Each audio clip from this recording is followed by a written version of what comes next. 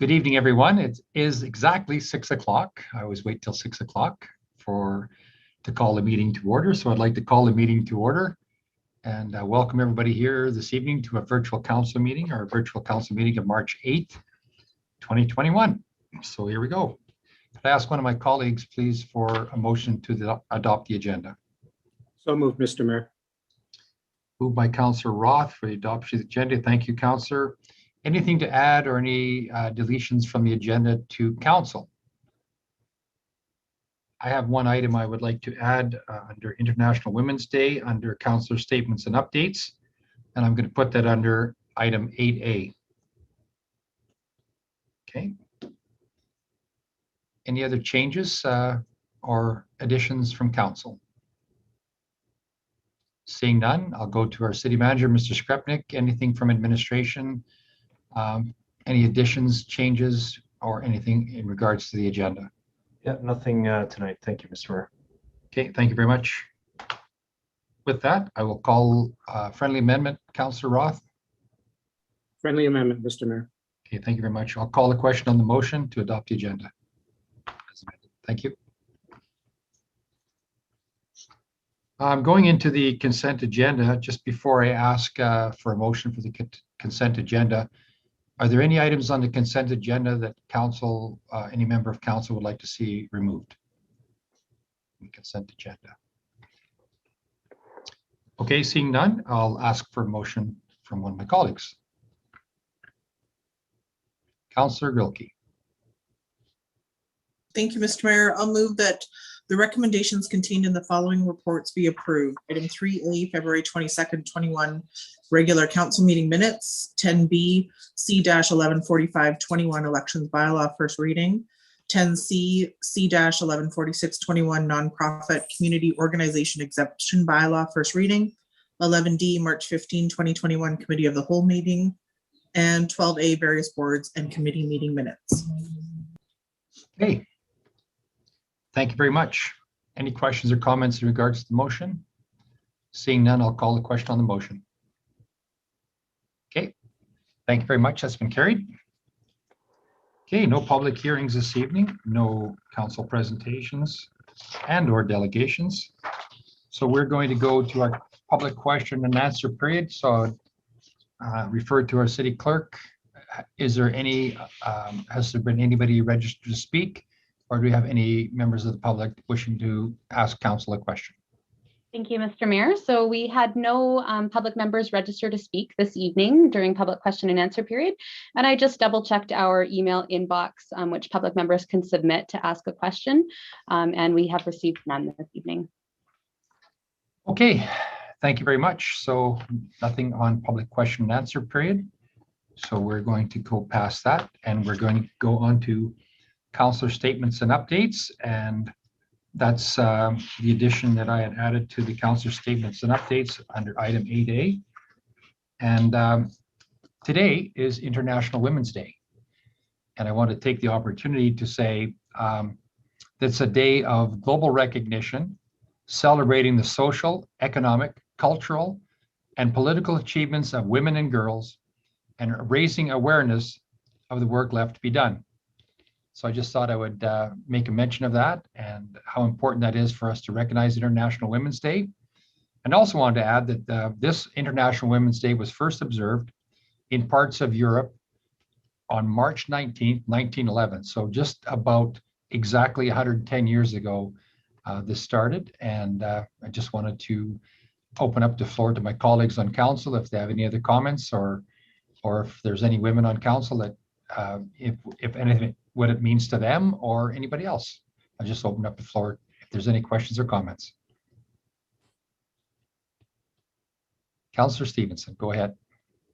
Well, first, I think thank you for recognizing this special annual day for International Women, and hopefully we can still celebrate women the 364 other days as well. So it's just a great day for us to recognize what women can do and should do, and encourage women to get involved and to find a seat at the table. And as I mentioned today in one of my Facebook posts, I'm very, very lucky to have two other women on this council with me that I look up to and learn from every single day.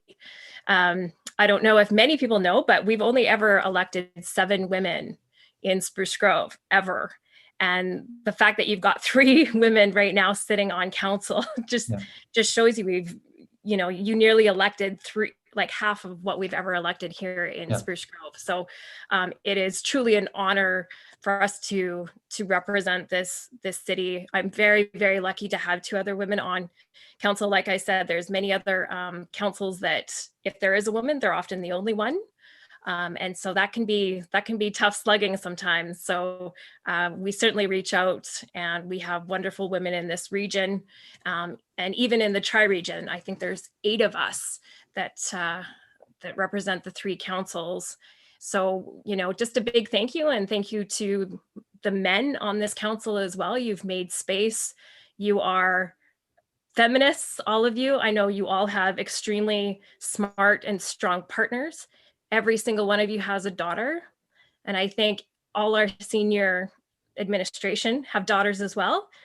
Some of you have a lot of daughters, but I do believe you all have women in your life that truly appreciate that you are out here with us, alongside us, supporting us and promoting us as well. So I just want to say a big thank you to my colleagues, to the senior staff, including all the senior women that we've got. We've got some tremendous women here in Spruce Grove. So from me to everyone, thank you for celebrating and recognizing this day. Yes, thank you very much, Councillor Stevenson. And when you said that, I'm looking at names: Cindy Day, Jennifer Hetherington, Wendy Bourget, our recording secretary, Louise Frostad, and hope I didn't miss anybody, but there's lots of women on this stream tonight that I really appreciate the comments you just made. So anyway, anybody else? Okay, Councillor Grilke, go ahead. I just wanted to extend my appreciation as well. Aaron said it really well, and I just wanted to point out that every year National Women's Day does a theme. This year it was Continue to Challenge, and I think that's really important because there is a lot of work to be done still, and I mean, we can't make leaps and bounds in a single day or a single year. And so while I appreciate all of the sentiments that Councillor Stevens said about all of the strong women that we have represented in the region and on our administration, and all the men in our lives that are continuing to be supportive and acknowledge those things, we still need to keep forwarding the movement and continuing for that parity. And I just wanted to extend my gratitude to your kind words, and thank you, Mr. Mayor. Okay, thank you. And I miss Carolyn Gray too, by the way. I shouldn't forget that one. She's our city clerk. She has the power to cut me off. Anyway, we'll move forward with that. And thank you very. I'd just like to move my. I guess it's a statement for information. Me, Mr. Mayor, can I ask that you ask one of your colleagues for a motion, please? Okay. Councillor Stevenson, could you do that for me? Yeah, I move that we accept Mayor Houston's statement on International Women's Day 2021 as presented. Okay, thank you very much. I'll call the question on the motion. Okay, thank you very much. That's been carried. Moving forward, we're going on to our administrative updates under item 9A, COVID-19 pandemic update. Mr. Wolanski. Thank you, Mr. Mayor. And I would just, I think as a father of 7 daughters, I appreciate the sentiments being made this evening. And, and actually, it's not in my notes here, but as we reflect on a COVID update, we can also reflect on the impacts that COVID has had on women, particularly. And we've seen lots of studies and data that shows that some of the impacts have been far greater than even men have experienced. So that's another thing to recognize today. So appreciate that. We do mark a significant milestone when we think of COVID. It was a year ago this week that the city enacted its emergency management plan in response to the coronavirus. The city's emergency management agency released its first update to our community on March 11th, 2020. So 1 year later, we continue to monitor the situation closely and do everything we can with our actions, decisions that we make to keep the health and safety of our community and our staff as our top priority. We know it has been a challenging year, and we want to thank everyone for doing their part in keeping our community well and rising above these historical challenges. In terms of cases, Spruce Grove has 30 active cases, and our case numbers are rising. February 22nd, we had 6 cases. So over the last 3 weeks, we've seen an increase of 5 times the number we had just a few weeks ago. Regionally, Parkland County has 24 cases and Stony Plain has 16 active cases. The case numbers are rising, not only in Spruce Grove, but within the Edmonton region. It is really important to remind everyone to continue following public health measures and to do the simple things that we have been talking about for about a year now. And that's washing our hands frequently, maintain physical distance from others, wear face covering, and if you are showing any symptoms, no matter how minor they are, please stay home, take the Alberta Health Services self-assessment to see if testing is required and follow through with that. Step 2 of the province's path forward. On March 1st, the government of Alberta announced we moved partially into step 2 of its 4-step plan. Libraries were permitted to reopen, allowing our Spruce Grove Public Library to open on March 5th. Indoor fitness activities are now able to resume for certain individual and group activities. As of 4:00 p.m. this afternoon, it was announced that we are now moving fully into step 2. The ease restrictions impact performance activities, youth sports and recreation, and increased capacities at retail and banquet halls and conference centers. EMA will obviously be taking a closer look at this, what this announcement means to determine what, if any, impact it has on city operations. So more to come.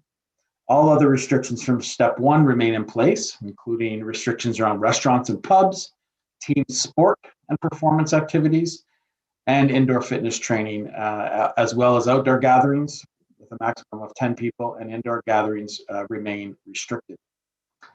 In terms of vaccinations, the availability of vaccinations has resumed. There are several demographic groups that are eligible for the vaccine. And information, again, as always, on vaccination bookings and the phases is available on both the Alberta Health Services website at albertahealthservices.ca and the Government of Alberta's website at alberta.ca. Compliance, we continue to do regular patrols and audits pertaining to the restrictions, and we can report that we continue seeing a very high compliance rate. Where we have found violations, education leads to immediate compliance. Council asked the last time we met to provide an update for information regarding violations in our community. We went back over a couple months, so from November 27th through to February 23rd, we can provide the following.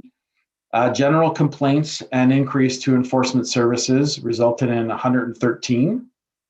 There are 64 warnings that have been given out. So those are education warnings and then led to immediate compliance. Several complaints were unfounded, and there were also several medical exemptions related to face coverings identified. There has been only one violation ticket issued by enforcement services related to a restricted indoor gathering. One file was forwarded to the RCMP for further investigation, and 5 files were forwarded to the public health for further investigation. And I can also report that the RCMP have not issued any violations in our community. So that's a report back, as we promised that we would get that information back to council. We did want to also confirm with council and the public that our peace officers continue to be able to enforce public health orders. There was a short period of time that this was paused, but the ability for them to do so is now back in place. And so as a wrap up, we'd like to remind everyone that we continue to meet regularly and we'll closely monitor those updates, including the one we got earlier this afternoon, and evaluating how they impact our operations both now, in the immediate future, as well as in the months ahead. And so please continue to follow all public health orders and do what we all can to prevent the spread, keep you, our loved ones, and our community healthy and safe. So with that, Mr. Mayor, I'll certainly turn it over to answer any questions. Okay, thank you very much, Mr. Wolanski. Any questions or comments? I didn't see. Councillor Roth, go ahead. Thank you, Mayor Houston. Through you to Mr. Wolanski, and I believe I know the answer to this, but following the province's update this afternoon, I got a couple of email messages, and I believe the answer to this question is no, but I will paraphrase the two questions, which were very similar. And I think we're approximately 2 weeks from the proposed stage 3 reopening, which I believe is March 22nd. Is there any indication if the province will initiate a stage 3 relaxation on that date or thereabouts that date, given that the cases in the Edmonton region are rising again? Perhaps no, but I told these two individuals who contacted me that I would ask the question anyway. One reason I ask again also is because I think Albertans are tiring of the restrictions. I think Spruce Grove residents and a lot of other communities residents are doing a good job of adhering to protocols, but they're getting tired of no family gatherings, for example, their inability to live their lives as they did before COVID-19. So I'm just asking if Mr. Wolanski has any indication about a possible move to stage 3. Thank you, Mr. Mayor. Through to Councillor Roth. So the short answer is no. We have not been provided any information and likely won't receive anything in advance of March 22nd, which they have indicated is the earliest that they would be making any decisions on the next phase or next step. Thank you. I'll pass that along. Okay, thank you very much. Councillor McKenzie. Yeah, I was just wondering, and I'm sorry, Mr. Wolanski, if you did mention it, I didn't quite catch it because I know it's just been today. Well, at least I know myself, I personally have received an email that the Spruce Grove Composite is now listed in an outbreak status again. So it leads me to wonder, or just wondering, where are we at on all the other schools? Do we have many cases? Have we been doing well with that? It definitely is a concern, you know, hearing that the Composite, because there is a lot of kids at that school. And I get an outbreak, I believe, is only 4 or higher or 5 or higher. I'm not too sure. So. Thank you, Mayor Houston, through to Councillor McKenzie. So an outbreak is listed as 2 or more. We do know of anything that we know would also be public. And so currently what we're aware of is Woodhaven Middle School and Spruce Grove Composite High School. And we do post that. Those are something that, you know, people, it is public information. We don't get anything in advance of that. But again, we don't know the exact detail of how much, how many. We just know it's 2 or more is listed as an outbreak. But it's on alberta.ca would list any of the more details on that. Okay, and that's why I just wasn't too sure. And I know I was checking that out earlier. Thanks. Councillor Acker, go ahead. Thank you, Mr. Mayor, and thank you for the update, Mr. Wolanski. I wonder, do we have an update on the business community in our area? I know it was asked earlier, and we're working on what that looks like and get some better idea.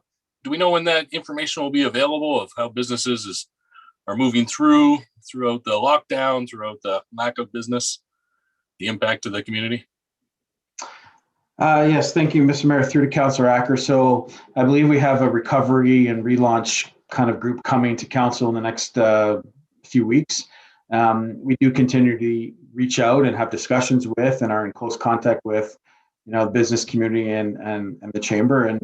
And you know, obviously we don't like to paint every business with a broad brush, but because we know there are some businesses that certainly are struggling. But for the most part, and what we're seeing in some of the data is that they are resilient and doing as best as they can, but of course would love to see some additional help and opportunity. So we'll have more detail for sure on that, but that's a general comment I could make at this point without having the data all in front of me.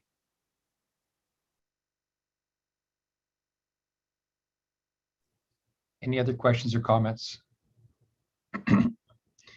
I have one, Mr. Wolanski, and I just wanted to let council and administration know.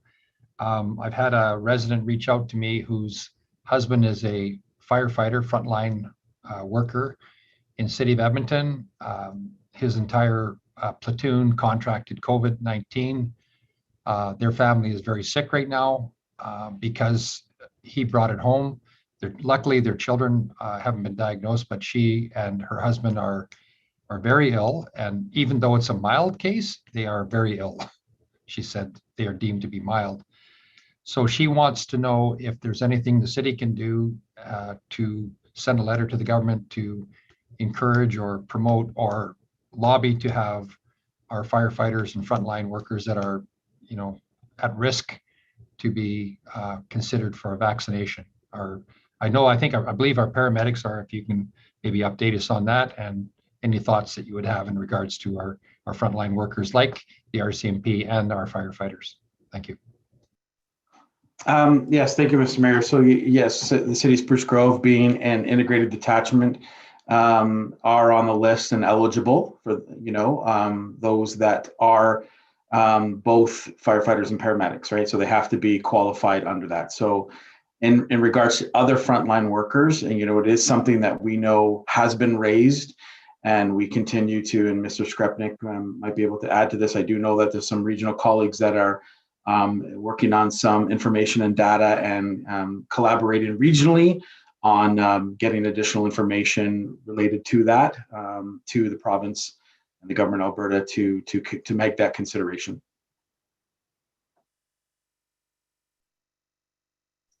Okay, thank you very much, Mr. Wolanski. Appreciate it. Okay, so that's good to know that. So you say our staff are eligible. Does that mean they're getting their vaccinations in the next little while, or have they started? Maybe, do you have any update for that? Yes, thank you, Mr. Mayor. So I don't have the specific cases, and again, a lot of that too would be confidential health information on individuals. But what I can say is that they have started to receiving their booking, and started and been able to make appointments, as during the next wave. So yeah, I can't necessarily release individuals and how many, but the process has started. I can say that. Okay, great to hear. Thank you. Any other questions or comments? Okay, seeing none, I'd like to see if, did you have a question, Councillor Stevenson? Yeah, go ahead. Yeah, sorry, I just had a really quick question. In terms of vaccination rollouts, we know the next rollout is coming soon. Do we know if there's any locations in Spruce Grove that are slated to be announced? Mr. Mayor, through to Councillor Stevenson, not at this time. I believe Alberta Health Services and the Government of Alberta has a detailed plan in place. So until they release more information on the next phase and those eligible, they would likely also release information on sites and whether that's needed or not in various locations, but we have not received anything to date. Mr. Mayor, if I could, I can share that the Spruce Grove Public Health Center is a location to provide vaccinations. And I can share that I've had 2 family members attend that location to get their first shot. So they are going to be rolling it out to pharmacies, and I suspect there'll be some pharmacies that'll be added to that. But right now there is one location in Spruce Grove that you can actually get your first vaccination. Could I clarify where that is? You said Spruce Grove Public Health, and maybe I'm just unaware of the location. Yeah, sorry, Councillor, or through you, Mr. Mayor, it's the Public Health Clinic. So it's the Alberta Health Services Public Health Clinic run here in Spruce Grove. Great. And that location is at the Queen Street Medical Center? That's correct. Straight north of Rexall Drugs. So you'll see a lot of people lined up there. I know Deborah's mother got her vaccination the other day, and there's a lot of people going through that lineup. And just to confirm also for Mr. Skrepnik, I did hear from one of the pharmacies that they are on the list to start the rollout too in their pharmacies. One of them being on, I won't say the location, I shouldn't say the location, but I've talked to one pharmacist that said that they're on the list to start the rollout as well.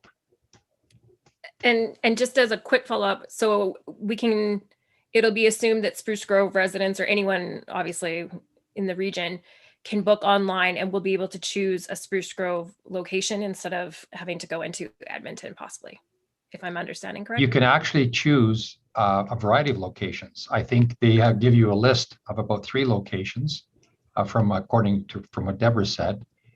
But I am happy to share that as of March 15th, residents in Spruce Grove over the age of 65 can start doing online bookings.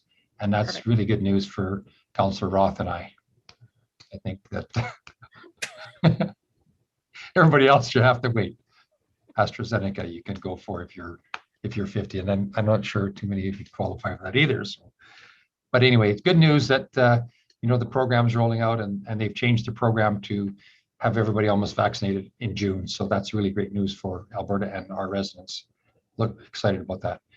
Just to add on to Mr. Wolanski, thank you very much, Mr. Wolanski, for the update, as we encourage all of our citizens to maintain, strong adherence to public health measures, and we'll do our best to move forward and try and keep our community updated on our efforts.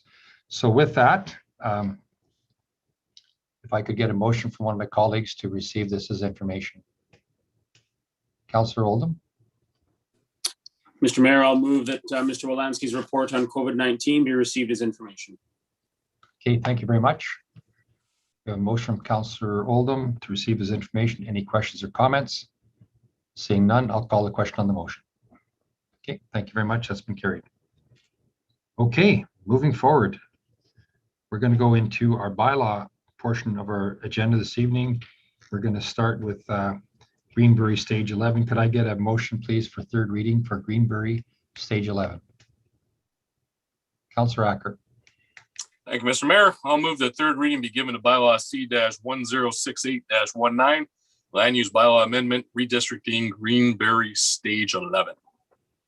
Okay, thank you very much, Councillor Acker. Mr. Pushko, Greenbury Stage 11 is a normal continuation of the development of Greenbury. Maybe please give council an update on what that means. Good evening, Mr. Mayor and Council. I'm going to share my screen now. I have a short presentation.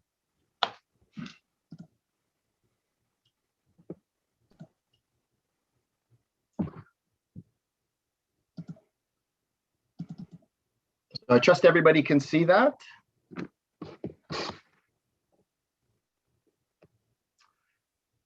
Yes, we can. Okay, thank you very much. So this is a bylaw C-1068-19, and this is a bylaw consideration for amendment of the land use bylaw to redistrict lands for future subdivision and development. This area is located in the Greenbury neighborhood, and if you refer to the map, it's northeast of the existing stormwater management facility. This proposal redistricts, or is intending to redistrict, lands from Urban Reserve District to GPL, Greenbury Planned Lot District, and P1 Parks and Recreation District. The intended land uses are single detached dwellings and semi-detached dwellings, as well as a park space on the northern tip of the stormwater management facility. The GPL district's purpose is to accommodate single and semi-detached dwellings built to the property line within the Greenbury neighborhood on a pilot project basis. This area is planned by the Pioneer Lands Area Structure Plan, and the Area Structure Plan's land use concept exists for low to medium density residential uses. In review of this area structure plan, we can confirm that this GPL district is consistent with the low density proposal for the area. We do note that the small park is not identified on the area structure plan, but it is consistent with the conceptual neighborhood plan, and it is supported as a desirable feature in this area. So we have received a signed development agreement from the developer as per Council Policy 7005, which requires that prior to third reading, and Planning and Development supports third reading of this proposed land use bylaw amendment. If there's any questions or comments, we'd be happy to provide some additional detail. Okay, thank you very much, Mr. Pushko. I will open up the floor to my colleagues on City Council. Just before I do that, I have one question. Is there a stage 12? Would that stage 12 be the final stage of the GPL district? To the mayor's question, we do not have anything currently in place. I can say that the area for the Greenberry planned lot district has been very popular in terms of redistrictings, and we're getting close to the remaining lands that are available, but no, nothing has been received to date. Okay, thank you. Councillor Acker, you had a question. Thank you, Mr. Mayor. Just two quick questions. So the first one is, do we know or have an idea what the timeline would be for when the opening of the West Wind Drive would be happening in this area? 10 years off, 5 years off, pending development? Yes, Mr. Mayor, through to Councillor Acker's question. We do not have any particular idea. It will flow out of, the continued development of the area. So it kind of depends on market conditions. So at this time, I mean, we do see it as a priority because this area is getting developed, and we would like to see a second entrance into the area be defined sooner than later. But at this point, we have no update. Okay, no, and that's my concerns too. As we're developing and densifying, putting more and more people, that one way in and out is a concern for me. So further to that, I don't see it on the ASP map, but I probably wouldn't. But is there any considerations of connections from the Greenberry neighborhood up into West Wind Drive as a connection? Or would these folks be going back down to Grove Drive and up and around? Yeah, I think the long-term connection is several accesses to Pioneer Road as it loops to the West Winds area. So I would suggest we're about halfway there. This stage is actually very important in terms of providing inter-neighborhood connection. I think we'll have a better connection internally after one more stage, which would be sort of on the northwest part of the storm pond. So we're looking forward to that, to give people additional access and options for getting in and out of the neighborhood. But at this point, like I said, we don't have timelines on that area being developed. Oh, I appreciate what you did tell me. It's exciting to hear. The last question would be that park that we're redistricting, is that going to have play structures, or is this just a green space park? Well, I think it will start out as a green space next to the to the stormwater management facility, and then it will be assessed whether it's appropriate for any play structures. It is about 3 city lots in size, so it will provide a nice amenity as you drive into or down from Pioneer Road eventually to the area, and allow a nice visual into the stormwater management facility. Perfect. Thank you very much. That's all my questions. Okay, thank you very much, Councillor Acker, and lots of conversations, of course, coming up, with that actual Pioneer Road to connection to West Wind Drive. So it's getting closer. Thank you. Any other questions or comments? Seeing none, I'll call the question on the motion for third reading for the GPL district. Thank you.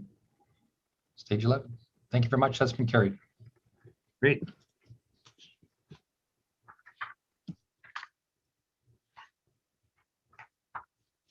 Here's an interesting bylaw. Could I get, actually 10B was on our consent agenda. That was for first reading. So we're going to go on to our business item we're going to jump to 11A under broadband update. Could I get a motion, please, under 11A? Councillor McKenzie. Yes, Mr. Mayor, I'll make the motion that the presentation by IBI Group on the city's fiber optic broadband initiative be received as information. Okay, thank you very much, Councillor McKenzie. We have a motion by Councillor McKenzie. This presentation will be directed to Mr. Walker. Mr. Walker, this is an exciting conversation. Looking forward to this. Yes, it certainly is, Mr. Mayor. As part of the fiber optic broadband initiative, the city is exploring options for operating models and partner opportunities. As council is aware, city has budgeted $4.65 million in 2021, including $4.25 million in stimulus funding from the Alberta government to undertake a fiber optic build out in our industrial and commercial areas. IBI Group, as the city's technical advisor on the project, will be making a presentation on the progress made to date and the next steps in the process. With that, I'd like to welcome from the IBI group, Bruno Peters, who's the Deputy Regional Director for Canada West, and Keith Ponton, who's the Manager of Intelligent Systems. With that, Bruno and Keith, please start your presentation. Okay, the Manager of Intelligent Systems. That's really something that we need for our smart city connections, right? And looking forward to the conversation. Go ahead. Great, thank you. I trust my audio is okay and you're hearing me? Sounds great. Okay, I'll just bring up the presentation.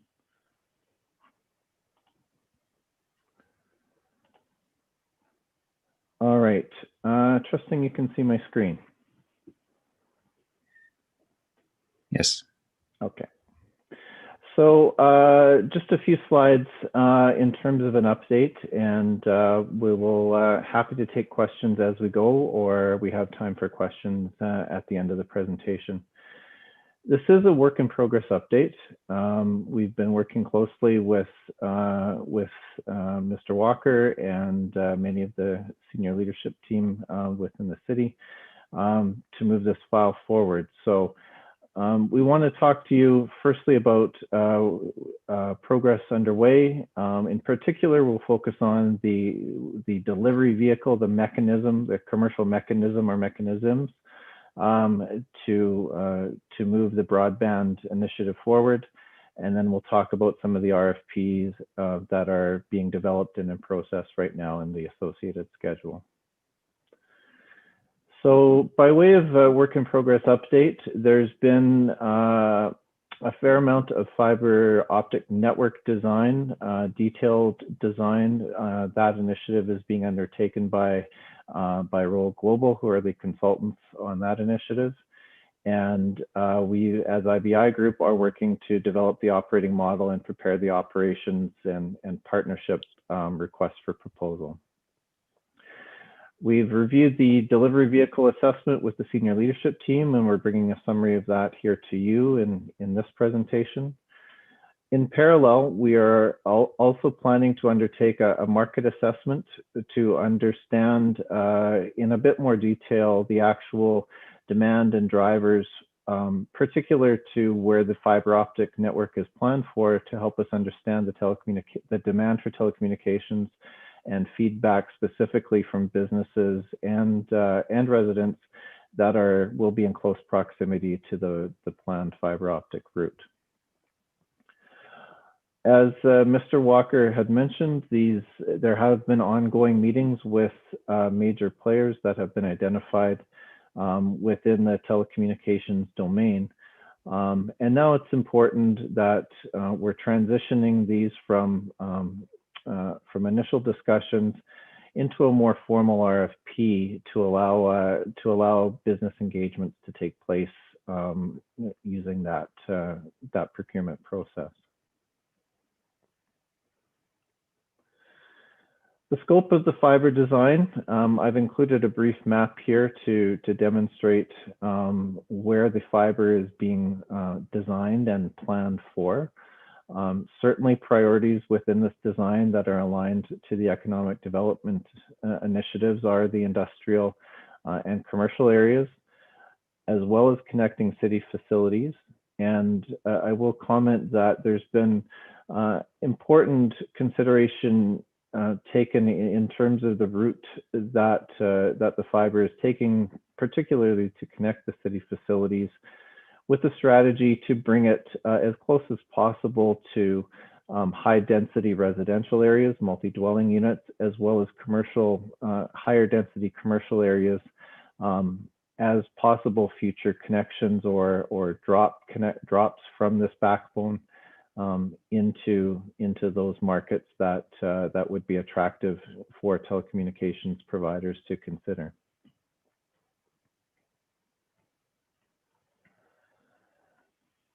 I'm going to speak a little bit about the delivery vehicle, which is something that we've spent a fair amount of time on. And really what we're talking about here is the mechanism in which the city moves forward to define the business relationship with partner or partners that will be required to move this initiative forward. So if we think about them in three major areas and a bit of a spectrum with the graphic on the right, moving from left to right, the first one is really a municipally owned and operated system. So certainly most municipalities don't have the skills internally and don't aspire to staffing the skills internally to operate a telecommunications network. But there are many organizations that can operate this network on your behalf, provide retail services with outsourced operations. So primary consideration or pros, if you like, of the option one would be maintaining strategic control over the assets that would rest with the municipality. There's a focus of operational sustainability to minimize the operational costs and risks. And a consideration from that approach is that it will likely require additional capital investment from the city. The telecommunications business is a capital intensive business and does require ongoing investment from beyond building the backbone to implementing the last mile connections from the curb to the business or the multi-dwelling unit. So there would be an expectation there of additional capital investment. The second option that is explored is a path forward to create a municipal private partnership. So the approach here is to solicit for partners using a fair and open process, request for proposal, looking for partners that are interested to invest capital and also could bring the operational skills that we just had talked about in order to deliver both potentially wholesale and retail services on top of city-owned assets. Certainly there are lower capital and operational risks, but very likely that these partners are going to ask for some degree of exclusivity in return for making an investment beside and along with the city's existing investment in the infrastructure. So this model does have a lesser degree of control over the assets, but potentially has the ability to attract outside investment, create competition to some degree, and the city still has a fairly strong influence over the outcome as this is being procured and negotiated through an RFP process. The third option that I'll discuss is really one more of a private ownership and operations and an exclusivity arrangement. Certainly, there's the city has been approached by more than one entity that may be seeking an exclusive or somewhat exclusive arrangement under various different terms and conditions. This certainly is something to consider. It does leave the city with very little, I'll say, long-term control over the outcomes. It's somewhat dependent on the initial contract design and performance monitoring to that contract. There are certainly some advantages initially in terms of minimizing construction cost risk and things like that. There is some inherent risk of that partner delivering on their initiatives, and very likely there would be limited, somewhat I would characterize it extremely limited scope for competition and service differentiation with that model. I'll just throw it to Bruno here for some additional commentary in terms of the review that we've undertaken on these options.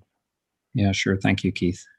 I think it's about sort of trying to find or strike a balance between how much influence you need to undertake or how much effort you want to put into owning and operating or not solutions like this and services like this, and obviously finding that sweet spot between how much you want to get involved versus letting someone else do it and to provide the service. And clearly, we're in a situation here where if the service was a viable business in these areas, this service would probably be provided already. So it's really about how can we best leverage the investment that you've already made or are making in the fiber optic infrastructure that's going in this year to turn that into an investment that results in services being delivered to customers. And really that's what we're trying to do here, is find what that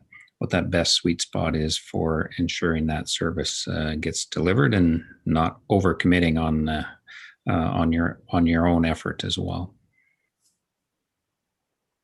Very good. Thank you. All right, I'll move on from this slide. I'm sure there might be some questions that we can come back to on this at the end of the presentation.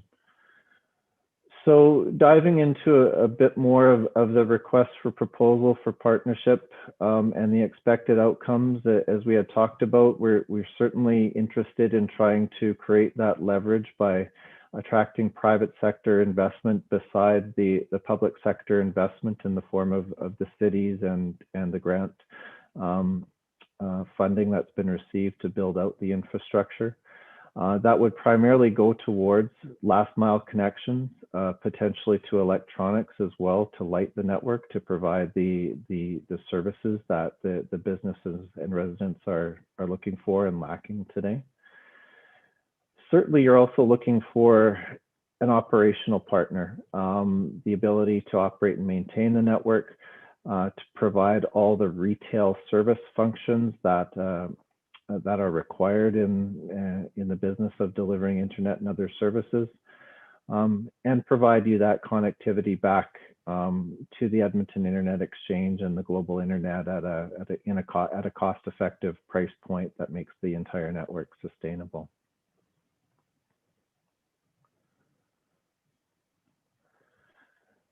One of the most challenging parts of this assignment has been trying to line up schedules. Certainly, there are some fairly aggressive constraints on the provincial grant that's driving the RFP, the construction process, in that construction needs to be completed by the end of this calendar year.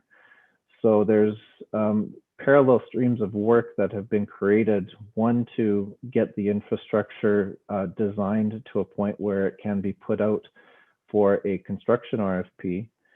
And secondly, an RFP that's being developed and that we plan to release on March 15th for the operator partner RFP. So we recognize that we're running two streams in parallel, and there's going to need to be very close coordination between the two, especially in a somewhat likely scenario that partners that are responding under the partner umbrella may also want to be involved or have an influence in terms of the construction. Things such as construction standards, they may want adjusted, or even to participate in the construction as a partner. So we're navigating those issues right now with help from with legal support, as well as feedback from the corporate management team that will allow us to move these tracks in parallel, but also potentially adjust course if we see the need to adjust course based on the responses that are coming back from the operator partner RFP stream.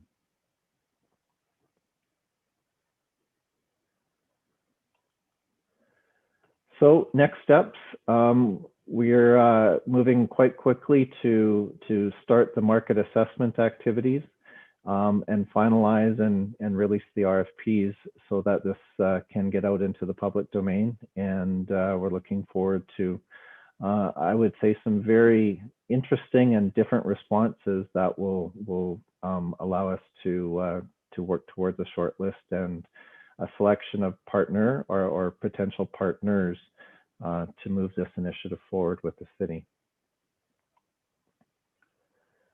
That is my last slide, and I will bring the screen back and to our faces, and we can take some questions.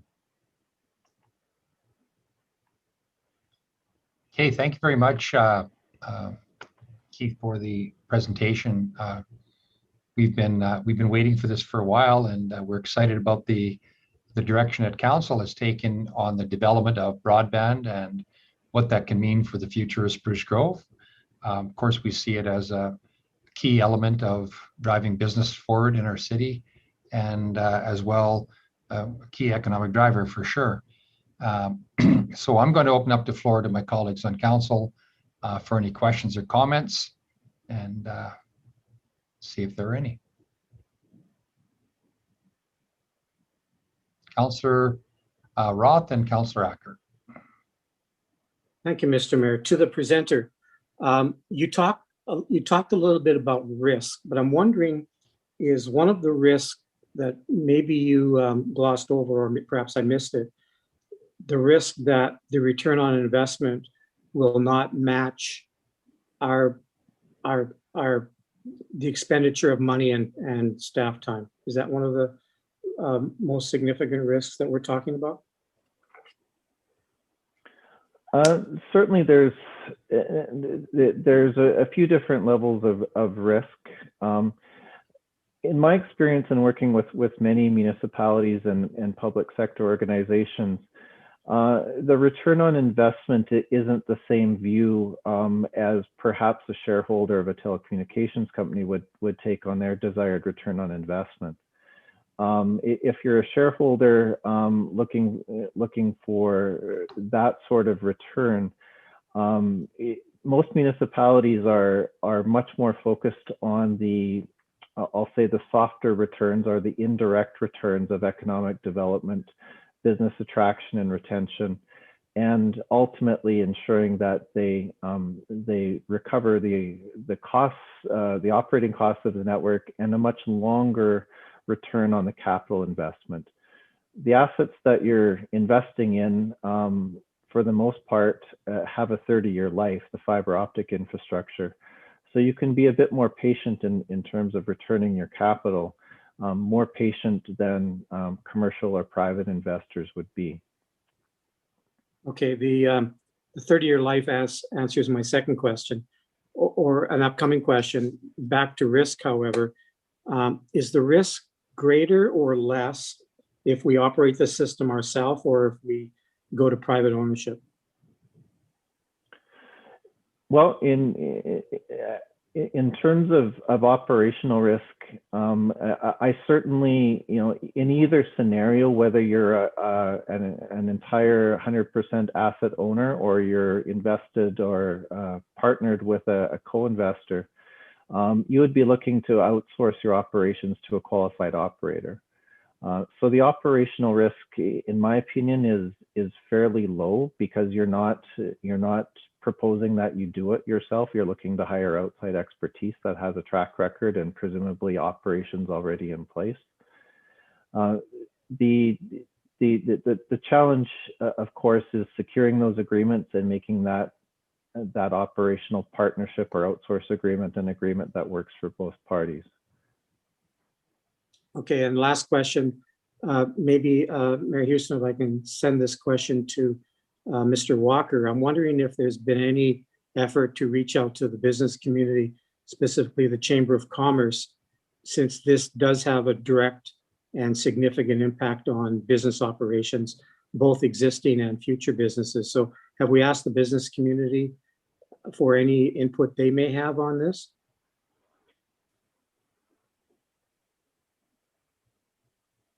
Through Mr. Mayor, we've done a lot of work, basically in both our industrial as well as our commercial core areas with regard to talking to businesses. This goes back several years when the original strategy was in fact developed. And so we've gone out and we have engaged directly with companies on an individual basis. We, as part of the original strategy, we did a lot of speed tests, stuff like that. And so there's been ongoing engagement and so on. There's been some conversation with the chamber as well, but more from more just simply to create a level of awareness on their part with respect to what we're doing. But I would say that, you know, in terms of the other business community, there has been a lot of work in terms of engaging with them and determining what the needs are and so on. One of the big issues that we've had, particularly in our industrial area, and as Keith had pointed out, I mean, if this was you know, the issue today is that companies, you know, basically if they need better broadband and are looking for a fiber connection, it's very, very expensive to get that connection. It can range from anything, depending on where they're located, from, you know, 40,000. We've heard of companies paying over 100,000 just to get that connection. And so really what we're doing here is we're investing in the infrastructure. We're going to make sure that there's going to be fiber throughout that entire area, which basically will reduce the cost of any future connection. And so this is a large part of the feedback which we heard from companies, is that they simply couldn't afford to pay that charge up front. With regard to the commercial areas, you know, we've heard that a lot of people in the city center area tell us that that basically from their offices they can't conduct their business because the level of service is so poor.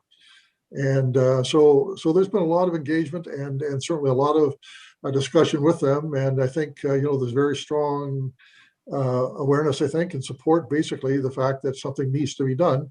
And without the city stepping in, there's no clear timetable when that might come about. But I'd also have to say too, is we're not unique in terms of being in that position. That is pretty typical of really, you know, all of the mid-sized urbans within the region. Okay, thank you. That's all the questions I have. Just a closing comment, and that is, I guess we need to do this to be as competitive as we possibly can to attract and keep business and industry in our community. So I think this is it's costly, but it's necessary. Thank you, Mr. Walker. Thank you, Mayor Houston. Okay, thank you very much, Councillor Roth. Appreciate it. Councillor Acker. Thank you, Mr. Mayor, and thank you to the presenters. Great report. It's exciting times for the city of Spruce Grove.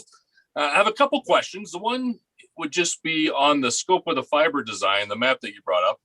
And I'm just curious to the spur that goes down King Street and then loops over down through Brookwood Drive and then heads over back onto Grove Drive. What is the reasoning for that line extension and the route it took? I'm just more curious than anything. I'm trying to think of city facilities down there, but do we have any insight into that? Through Mr. Mayor, basically what we've tried to do with this is that in terms of the fiber build out, we're also trying to basically complete the city fiber ring. So essentially there are some extensions there that basically were put in the overall design in terms of being able to make those connections. Whether we're going to be able to do all of that in the initial phase is really an open question, because we only have so much money. And this is all about basically putting our money on the table and seeing what we can leverage. And that's going to be really, really important. And so again, when we look at the overall design, we wanted to cover our core areas, which are industrial parks, as well as our core commercial areas. And then basically, we also then wanted to look at how we could basically tie in city facilities. And we also then wanted to run the line so that we had pretty good access basically to any other commercial centers as well as apartments that might be in the area, so that again, when we're talking to potential partners, it makes a lot more sense to them if we have more customers rather than fewer customers.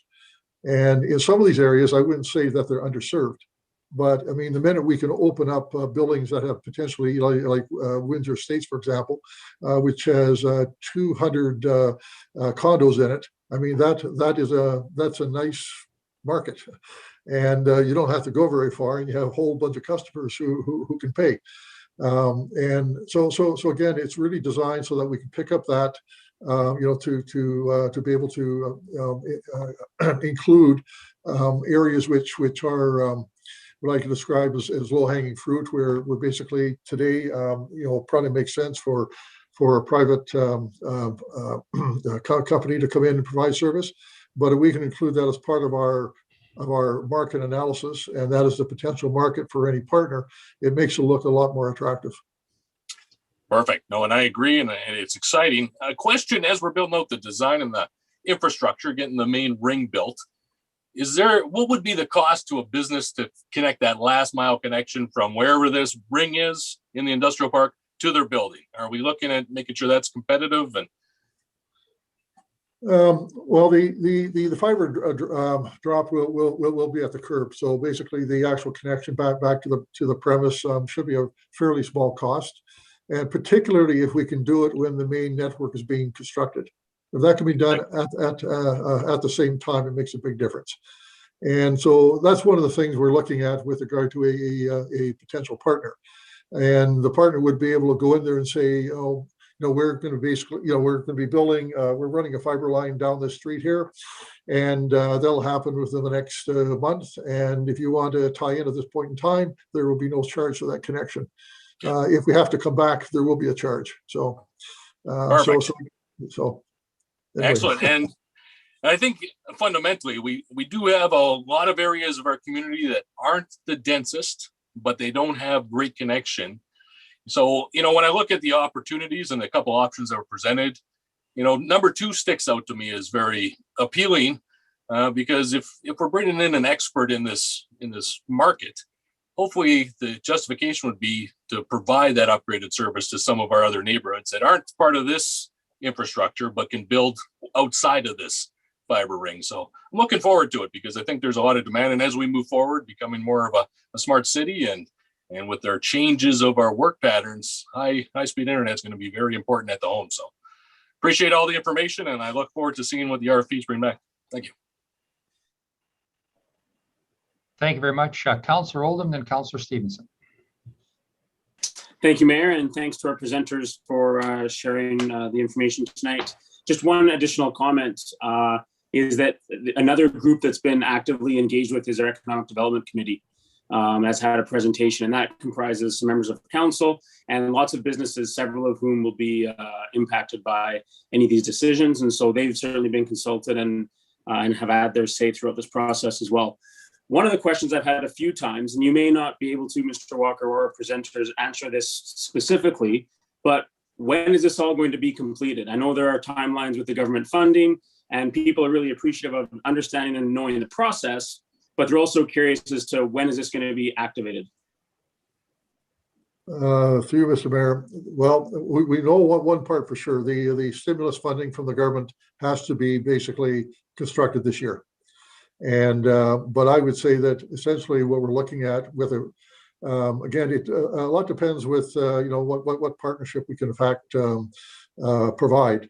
But I would say that this year and next year really are the key times, and because once we start construction, I mean, I would say that we're looking at a 2-year time frame. Maybe Bruno or Keith would want to comment on that. But I think in terms of going into in terms of what we hope comes back through this RFP process. We would very much like to see a very short time frame on this. So I would say if we could look at this being completed within 2 years, I mean that would be a reasonable objective. In terms of any sort of larger build out within the community, that would be that would happen over time. But in terms of what you saw on that map, our target right now is to try to get that done in 2 years. Great, that gives good perspective. And then I understand the next process is to go out for RFP to find some partnerships. What's the next process in terms of coming back in a public presentation or any kind of decision from council? Is it tied in once those partnerships are maybe aligned, or is it further down the road? Through Mr. Mayor, once the proposals come in, we'll have a chance to review them internally and so on. And if, again, we would like to select the top ones, hopefully we've got 2 or 3, and we'll sit down and have conversations with those parties. And at some point, we will have to land on the one we think has the greatest potential. And as part of that, we would then come back to council basically to get council approval and further direction on it. Great. I am looking very much forward to it. Thank you very much. That paints a really clear picture for the next steps and the timeline on this. So greatly appreciated. Okay, thank you very much, Councillor Oldham. Councillor Stevenson.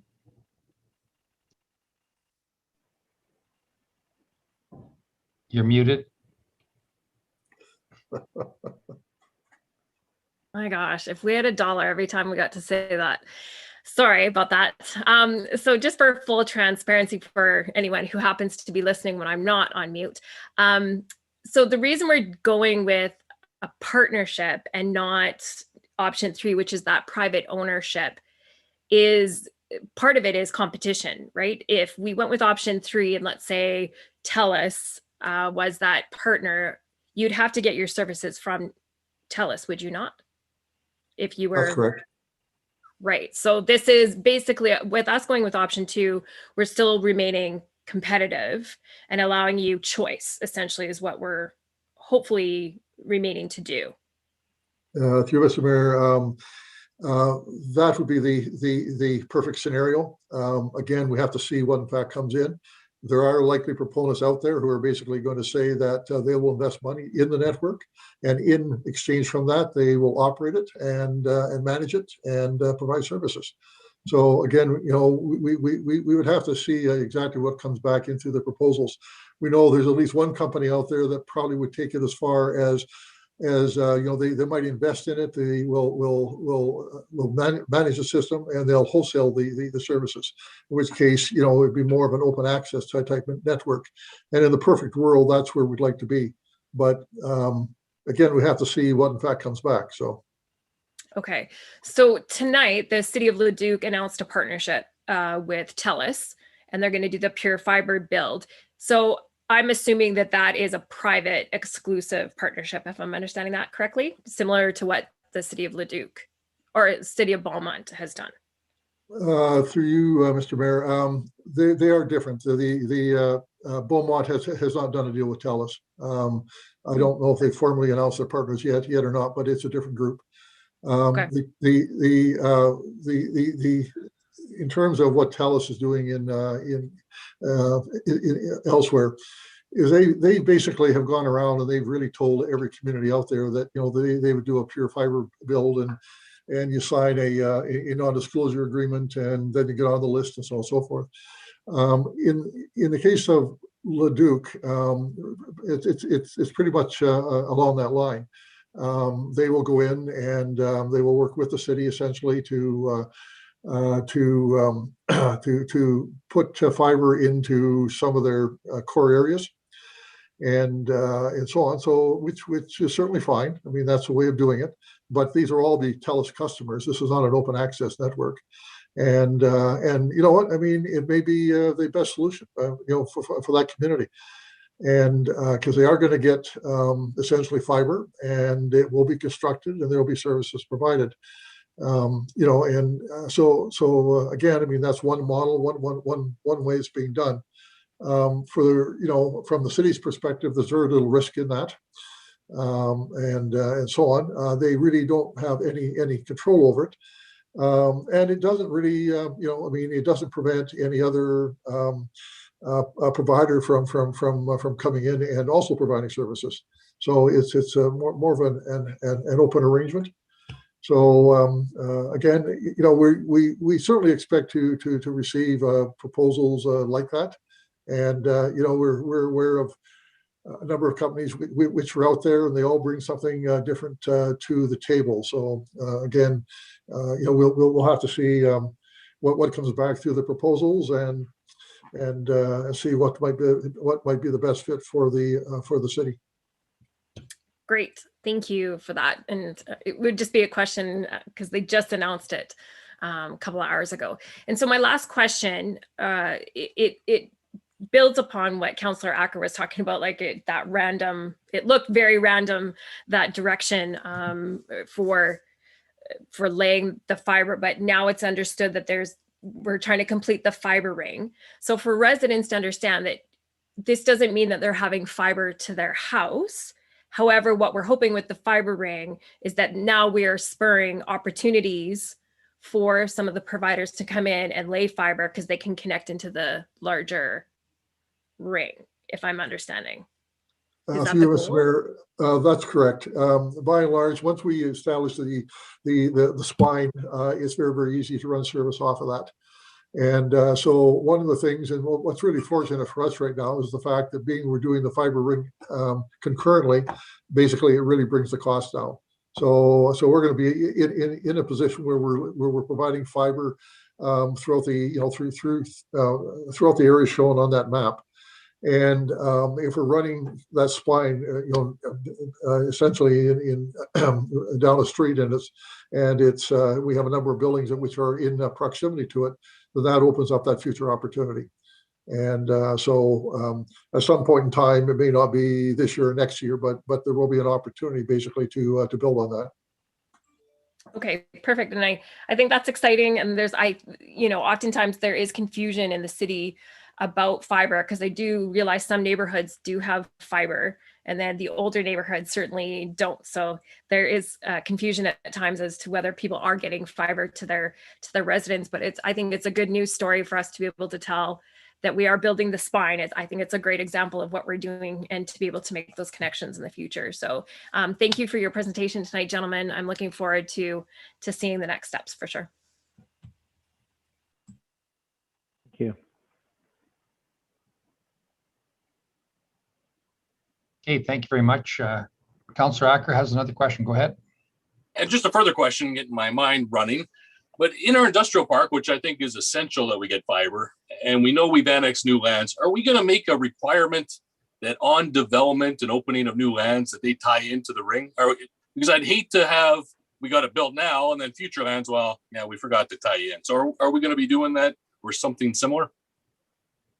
For you, Mr. Mayor, when the industrial land strategy was brought forward to council several weeks back, one of the recommendations in there was to make basically the provision of fiber a standard within new industrial areas. And so that's something that we'll be taking a look at here this year. And so I think it makes an awful lot of sense when there is new industrial land being brought on, that part of the servicing should include fiber or at least conduit. Just at the same time that they're putting in the water and sewer.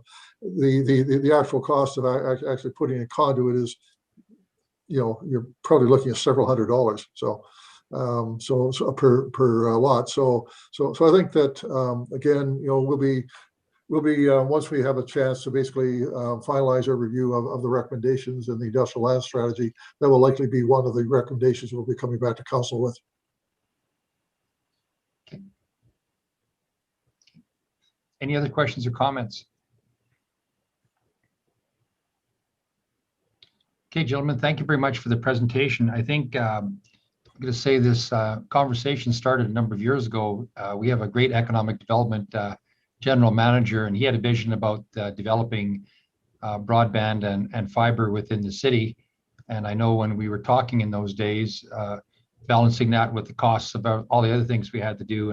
And fortunately, and I want to give a kudos out to our council that took the initiative to take some important federal stimulus dollars or provincial stimulus dollars and use those for the development of this. So that was a strategic decision that we made as a city, and it's a good one. And I think many of our colleagues have talked about the importance of of us moving forward with this. I think in answer to Councillor Stevenson's question, the options that we decide on will be dependent on how the RFPs come back. So when we put out the RFPs, they'll come back and looking at what types of partnerships can be created, who's going to operate it.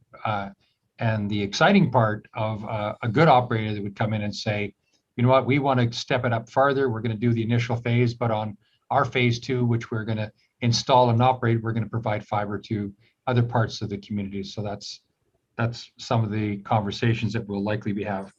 I have to say, this is a big news story for the city. It's a big news story for our economic development committee and our business community. And I think we're looking forward to the next parts of the report and how you gentlemen can, craft that to bring back a great proposal for us. So we're looking forward to how that's going to shape up next little while. You have a timeline. I just have one question in regards to the financial contributions, I guess, depending on what we decide, but would there be any anticipation of the city putting in additional dollars on top of the current close to $5 million that we're anticipating? Mr. Walker, do you see that potentially coming, or are we looking more for a proposal that would see a service provider or a partner implementing those costs? Well, the whole approach basically is really intended to provide leverage. So we want to take the money that the city is investing, and we want to leverage that investment. We're not contemplating at this point in time that there would be any further investment required on the part of the city. So really, it's with the money that we're putting into it. Hopefully, the way a partner will look at it is we're helping to offset the costs of sort of going into the areas that are underserved today, and which allows them basically to leverage the money we're putting in as well, and so on. But the short response is that at this point in time, we're not contemplating any further city investment in it. Okay, good. That was the only question that I had. But with that, I would say thank you very much for your work, gentlemen. Thank you very much for your presentation on behalf of the city. Now you got your marching orders to head out there and get some ideas for us to consider, and looking forward to what that would bring back for consideration for council. Okay, with that, we have a motion. We'll call the question on the motion. Okay, thank you very much. That's been carried. Point of order. I don't believe I saw Councillor Stevenson vote. Thank you. Okay. Keep an eye on you. Thank you. Thanks. Thank you, Mrs. Gray, for that. Okay, thank you very much. Moving forward, we're going to go on to our business item 11B. Under Business Improvement Area, Section 347 cancellation. Mrs. Frostad, what does that mean? Thank you, Mr. Mayor. So the City Center Business Association, as you know, has a business improvement area levy that the city collects on their behalf. We have been collecting over the last 3 years on a total levy over those 3 years of $96,000. And we have before you tonight the accounts that are uncollectible, either by reason of the business is closed or has moved out of the business improvement area, or should not have been levied in the first place. So before you tonight is a cancellation request for $5,652.15. And the reason this must come before council is because it's treated in the Municipal Government Act as a tax. It's a business tax of sorts, so it must be canceled or refunded by council resolution. Okay, thank you very much. In regards to that explanation, are there any questions or comments from council in regards to this cancellation? Councillor Acker? Thank you, Mr. Mayor. Did you want me to make the motion first? Yes, please. I move that council authorize cancellation of listed uncollectible business improvement area levies for 2018 to 2020 under Section 347 of the Municipal Government Act. Okay, thank you very much, Councillor Acker, for the motion. I'll open up the floor to my colleagues for any questions or comments. Councillor Stevenson? Great, thank you. A couple things. One, just want to clarify that us canceling this doesn't actually affect the CCBA itself. Like, we've given them the money essentially already. We're not asking for that money back based on these cancellations. Mr. Mayor, through to Councillor Stevenson, that is correct. So this amount would be a loss to the city. Okay. And my second one is, so I understand why we're doing it. If the business is closed, have any of these actually just moved out of the city center? Because then it's just avoiding paying a tax. And I would treat that slightly different if someone was just, they've avoided paying a bill and now they're being let off the hook, versus a business that's actually closed and we can't collect from? Mr. Mayor, through to Councillor Stevenson, I do not know if there's specific ones here that have just moved out of the area. The indication to me from the tax area is that the business is either moved or closed. So in order to be levied or for collection to take place, they have to be part of the City Centre Business Association. So at this time, they are not present and we could not pursue collections at this time. Okay, so if I'm understanding correctly, so if there's any other outstanding accounts, we can only go after try to collect it if they remain open and in the city center. Mr. Mayor, through to Councillor Stevenson, that is correct. So going forward, there needs to be a timeliness about this. So we're going to bring to you on an annual basis from now on any cancellations, but we are going to pursue collection of active businesses by withholding business license if businesses are not paying. So we will be more current going forward with the collection. Right, and that makes sense. And it is something that the CCBA has been asking for a while, and to be able, now there's incentive also to pay that $200 if you can't renew or, you know, your business license is withheld. So that's great. That answers my questions and understanding on a go forward basis what we plan to do. So thank you. Okay, thank you much, Councillor Stevenson. Councillor McKenzie. Yes, thank you, Mr. Mayor. I guess kind of on that same note, I just wonder though, at what point do we ask a business to pay the annual fee for when they, like, for a new business? And I guess let me just go. There's two on the list here. Excuse me. When I look at Creekside Massage Therapy, that business closed. However, Elements Health took over that location and they are operating right now. So my question then is, have we collected from Elements Health? And therefore, technically, that location is actually paid for. And then like the Thrive Yoga and Wellness, I know that there, and I can't remember the name of the business, but there's a new business in there because I know we had gone to the grand opening of that. So I just want to make sure that I understand that this is just saying that we are out that money because we've sent it to them, but maybe it's not as bad depending on how we're tracking it or if we're collecting from the new businesses. So, Mr. Mayor, through to Councillor McKenzie, because this is a business tax levy, it is levied at a point in time and it is levied against the business that is active at that point in time. So if the business closes before successful collection, there is no opportunity to collect that year's levy from the subsequent business. That new business will become part of the next levy. So how we calculate the tax levy, as you know, is based on the budget that they ask for, divided by the number of active businesses at the time of the levy. And what is the date that we do that levy? Typically, it's in April or May. We'll be bringing that bylaw to you in the next couple council meetings.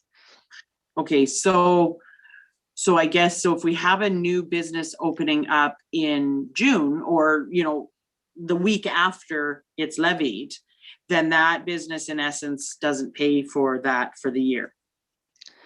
That's correct, because we have, our assessor does the work of determining the active businesses and provides us with a list of active businesses. And at that point in time that the levy is calculated, it's based on the number of active businesses at that point in time. Okay, so I guess one of my questions, I mean, if you look, 2018 wasn't too bad, and then 2019 was actually higher than 2020, which, you know, based on COVID is kind of a good sign. However, you know, moving forward, I have a feeling 2021, when we figure out our levy number, it might be substantially lower. But I'm just wondering, is there a way, or does it make sense that maybe we should actually be prorating these levies, and as people join, then we look at that? Or are we, are we not that concerned about it? Mr. Mayor, through to Councillor McKenzie. So because this is not a membership fee, it's actually a tax at a point in time. So when you're determining a levy, you calculate the levy based on the number of active businesses. So if we were to shift that around and change it throughout the year, we do not have a consistency with our bylaw. So we'd have to bring you another bylaw and make a change, subsequent to that. So that's not typically how a tax works. Okay, and then I guess my last question, sorry for so many questions, is when I look at a few of the businesses, we didn't get their amounts for a few years. Like if you look at the Main Street laser therapy, or, I think, or the electronics ones. What I'm wondering is, in 2018, when we didn't collect from them, if they hadn't moved or closed at that time, is there a way then, I guess it's, the city is, because we're upfronting that cost, and then if we're not collecting it, then we're out that money.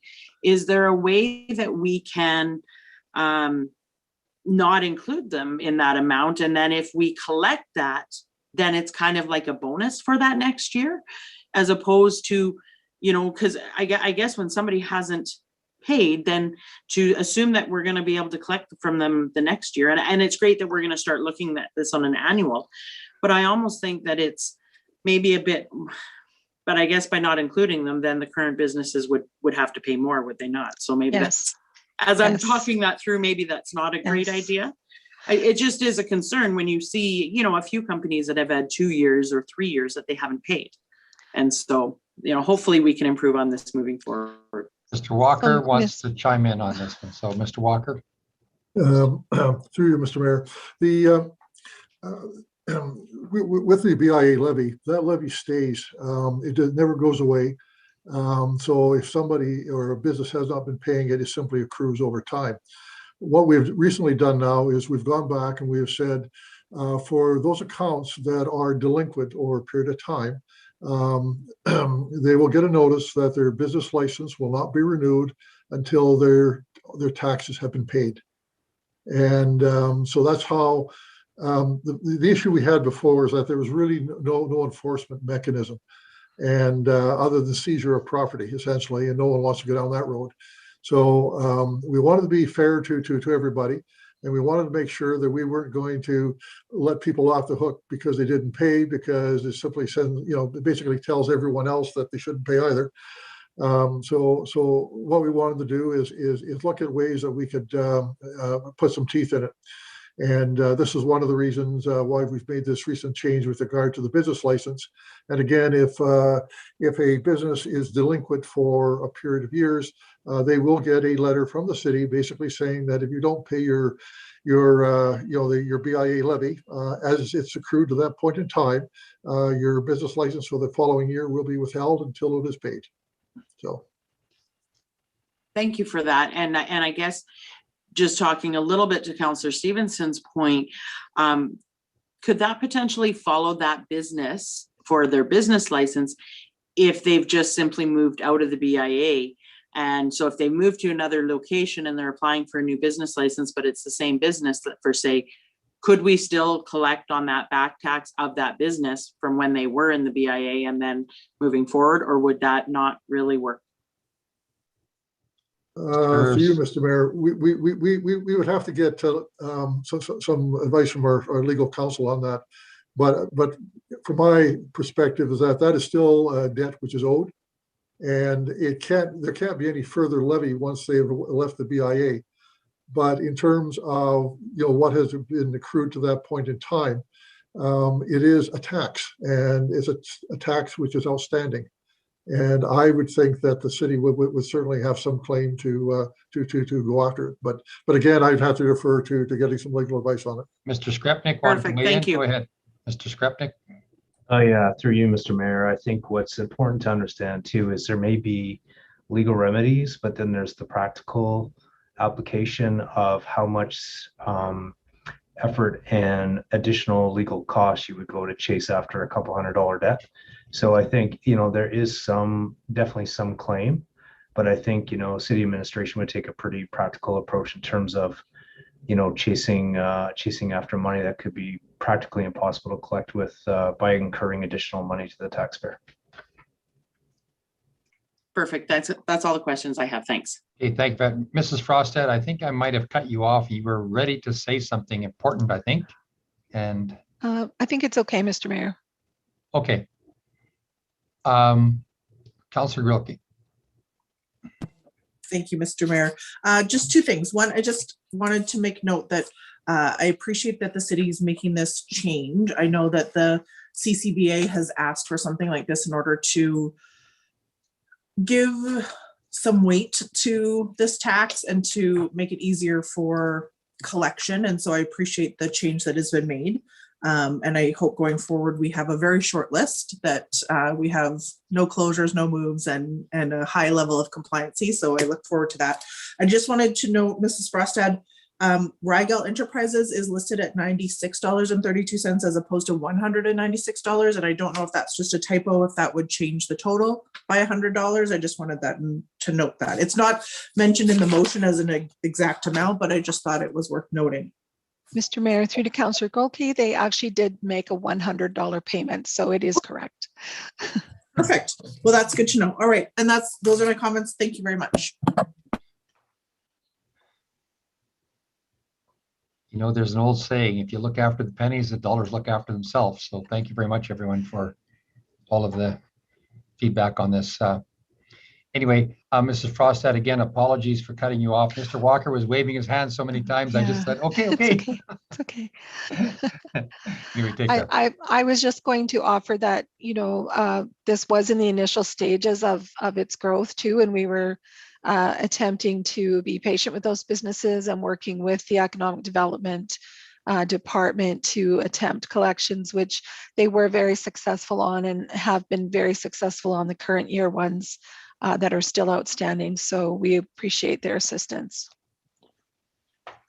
Okay, thank you very much. So with that, we have a motion on the floor. So I don't see any other further questions or comments. So I'll call the question on the motion. Okay, thank you very much. That's been carried. I'm going to call for a 7-minute recess prior to our business item 11C. So we'll see you back here in 7 minutes.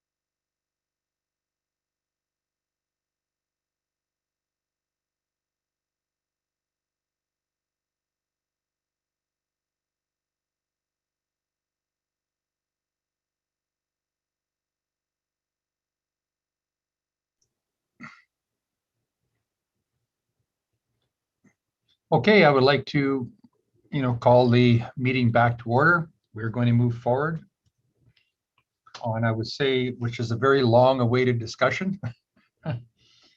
And we're going to go up to 10C, which is the Spruce Grove Stony Plain Trail options.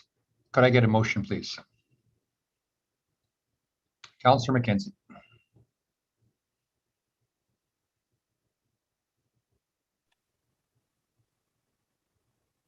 Yes, Mr. Mayor, I will move that option A be approved as the preferred council option for construction in 2021 for a Spruce Grove Stony Plain Trail connection, and that the preferred option be included in the list of spring adjustments for council's consideration in April based on a budget not to exceed $300,000. Okay, thank you very much. And there's a second motion on that. Yes, please. Hey, Mr. Mayor, we will just address the first motion. Okay, thank you. And then open up the floor for discussion as per parliamentary procedure. Thank you. Okay, thank you very much. Okay, so the proposed motion is option A. We're going to go to Mr. Hussey is going to walk us through what that looks like and what that means for us. Yes, good evening, Mr. Mayor and councillors. So I'm going to do a quick presentation on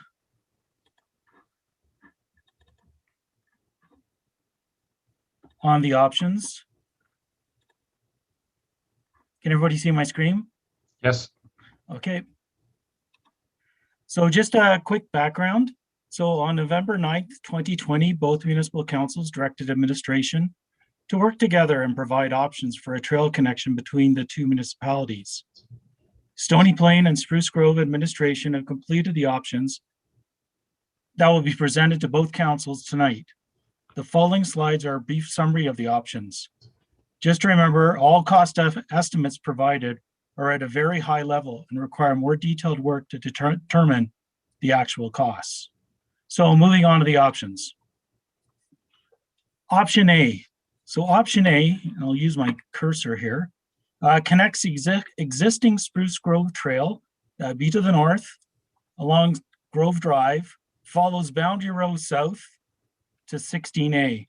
It'll cross 16A, where it'll connect to the existing Stony Plain Trail that is currently west of Veterans Way and south of 16A. So approximately here, so this section here. The total length of this trail would be 1,800 meters, and the approximate cost is $441,485. Some points to consider along this route.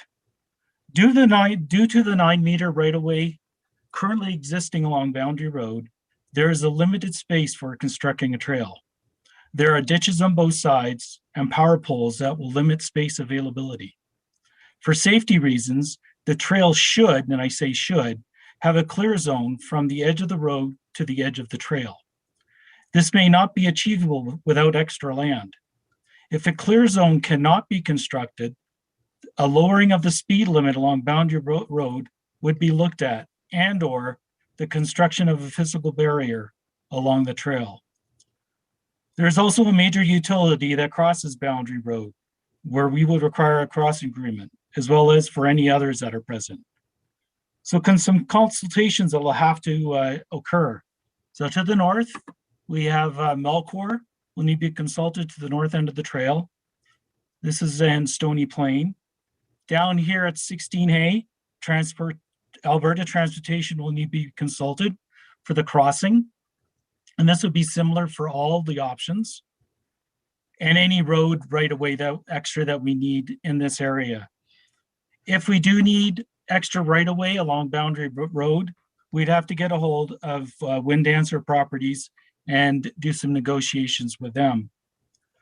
And again, as I mentioned earlier, there are underground utilities that run east and west under Boundary Road, where we'd have to get some crossing agreements. Just remember, this is a high level estimate, but even saying that, this is the least expensive that we found to be in any of the options. It should be noted that the trail will need to be rebuilt when development moves into this area. This route is also identified in an area structure plan. Option B.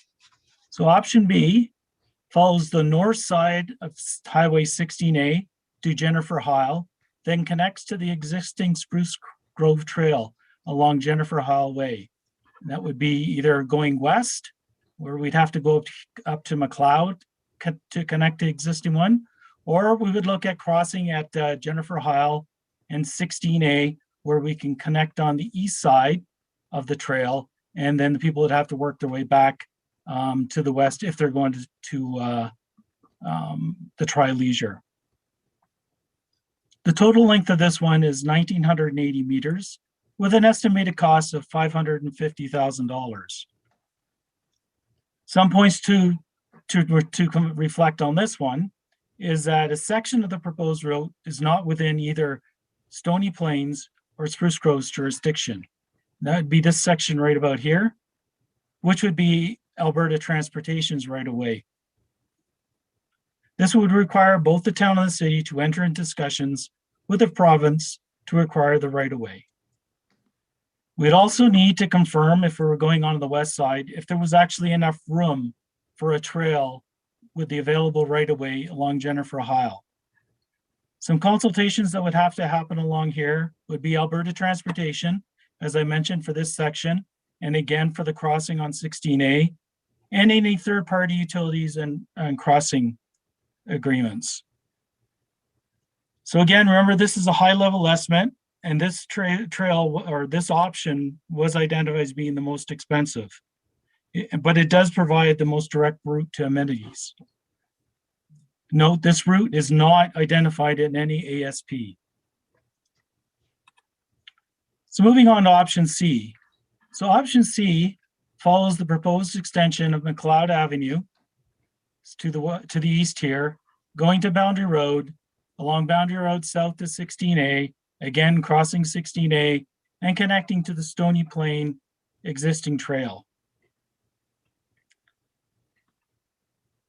Some points to remember on this one. This option would have the same issues as option A, especially along Boundary Road that I mentioned already. And the actual road or the actual trail going through the Cooklands or right here is not identified and would need, once development takes place, would need realigning and confirming. So we'd be actually guessing where this trail would go. In consultations would be with Alberta Transportation, again, with the crossing at 16A, Windancer property, because the majority of the trail goes through Windancer properties. And then again, utility crossing agreements would have to be in place. It should be noted that this trail also would need to be rebuilt when development moves into this area. This route is identified in an area structure plan. Moving on to option D, this route follows the south side of Highway 16A and then connects into Jennifer Heil. And as I mentioned earlier, it'll either go on the west side of Jen Heil, or there'll be a double crossing along 16A and then Jennifer Heil and connect on to the east side. Its approximate length is 1,980 meters. And because this was a late addition, we haven't been able to work on the cost estimates, so it hasn't been reviewed. There are some issues along this route that are similar to the option B, which was the north side of 16A, but there is an additional complication, which is this area right in the middle, which would be the wetlands that would have to be navigated through. So in summary, this table identifies the lengths of all three options. Again, I'm sorry, but we didn't put option D in there as it was a late addition. The total costs are in the box, as you can see, and then we've also identified a proposed 1/3, 2/3 split between Stony Plain and Spruce Grove. So in summary, administration considers that option A seems to have the best chance of any work getting completed in 2021. But in saying that, the timelines for completing this work in 2021 are very aggressive. We will strive to complete it in this year, but there are many unknowns as we have not been able to complete any preliminary engineering in advance. That ends my presentation. Thank you, Mr. Mayor.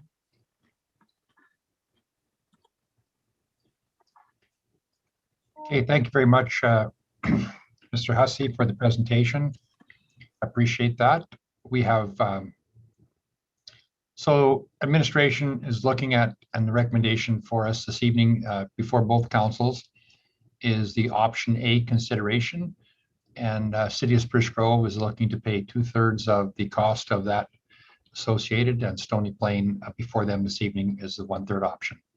So with that, I will open up the floor to my colleagues on council for questions and comments. Councillor McKenzie. Seeing how it looks like nobody wants to go, I'll go first. Thank you to administration. I just want one clarity that I think I'm misunderstanding. So option A, we wouldn't be able to get that constructed either this year. It would be difficult, or we could get this one constructed. Through you, Mr. Mayor, to Councillor McKenzie, there's a good chance we could get it done. There's still a lot of unknowns. Usually when we do a project, we do preliminary engineering. So we identify unknowns. We're going to this kind of, I would say, blind. So we've kind of identified what we could see. So we think we can do it. And I did mention about the right of way. We think it might be able to fit in there. Again, there's a lot of unknowns that I'm saying. So out of all those options, we're thinking that option A would be the best one and trying to get done this year.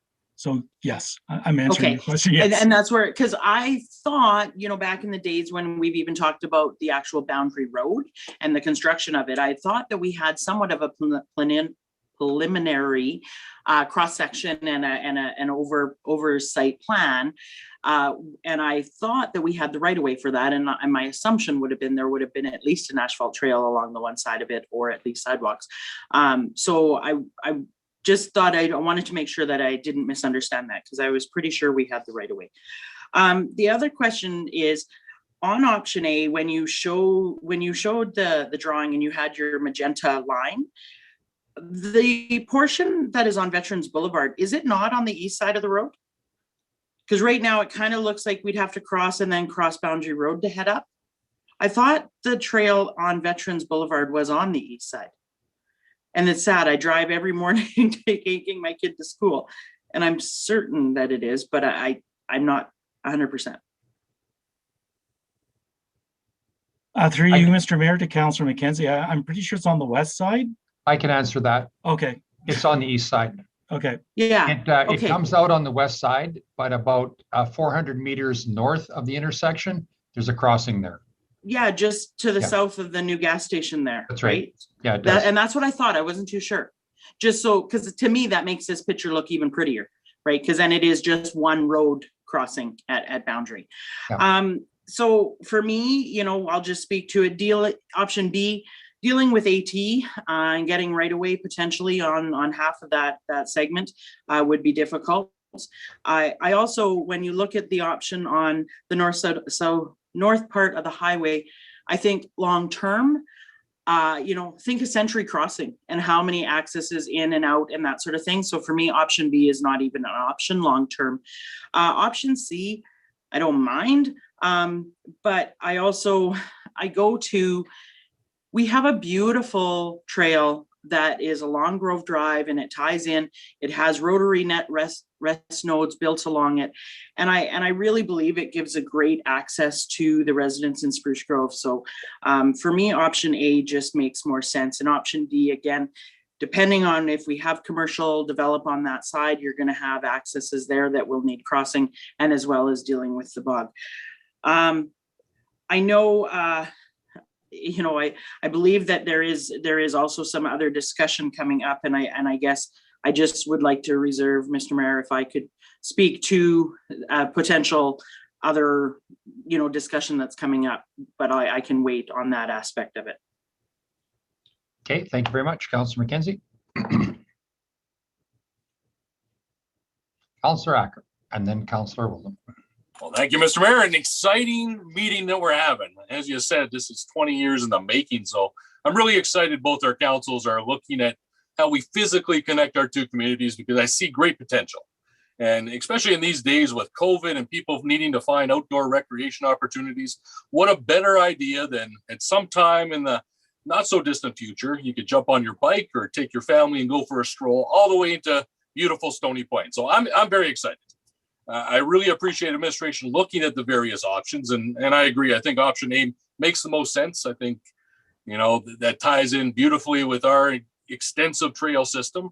And I'm concerned with having too many families navigating right on the right side of a highway. For me, I see other communities that do it, but I have some concerns there. So I'm happy with option A. I think it's fantastic. I'm really excited.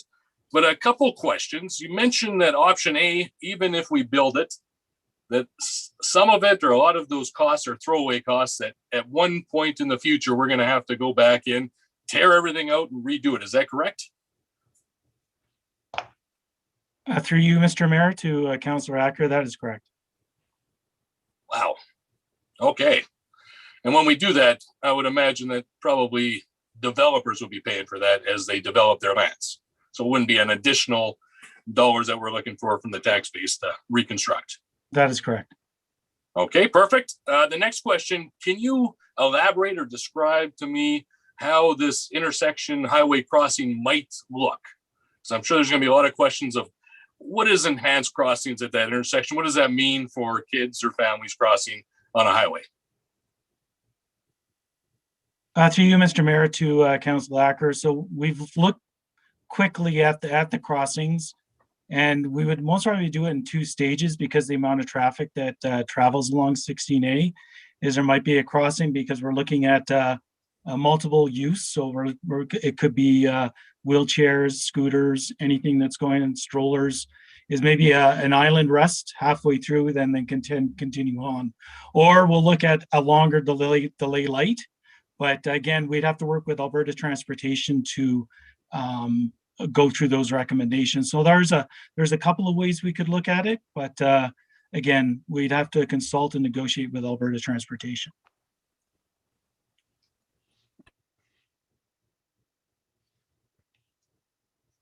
Okay. That concludes your questions, Councillor Acker. Okay, Councillor Stevenson, then Councillor Oldham. Great, thank you. Is there any concern with the intersection having cars approach at 80 kilometers an hour from both sides?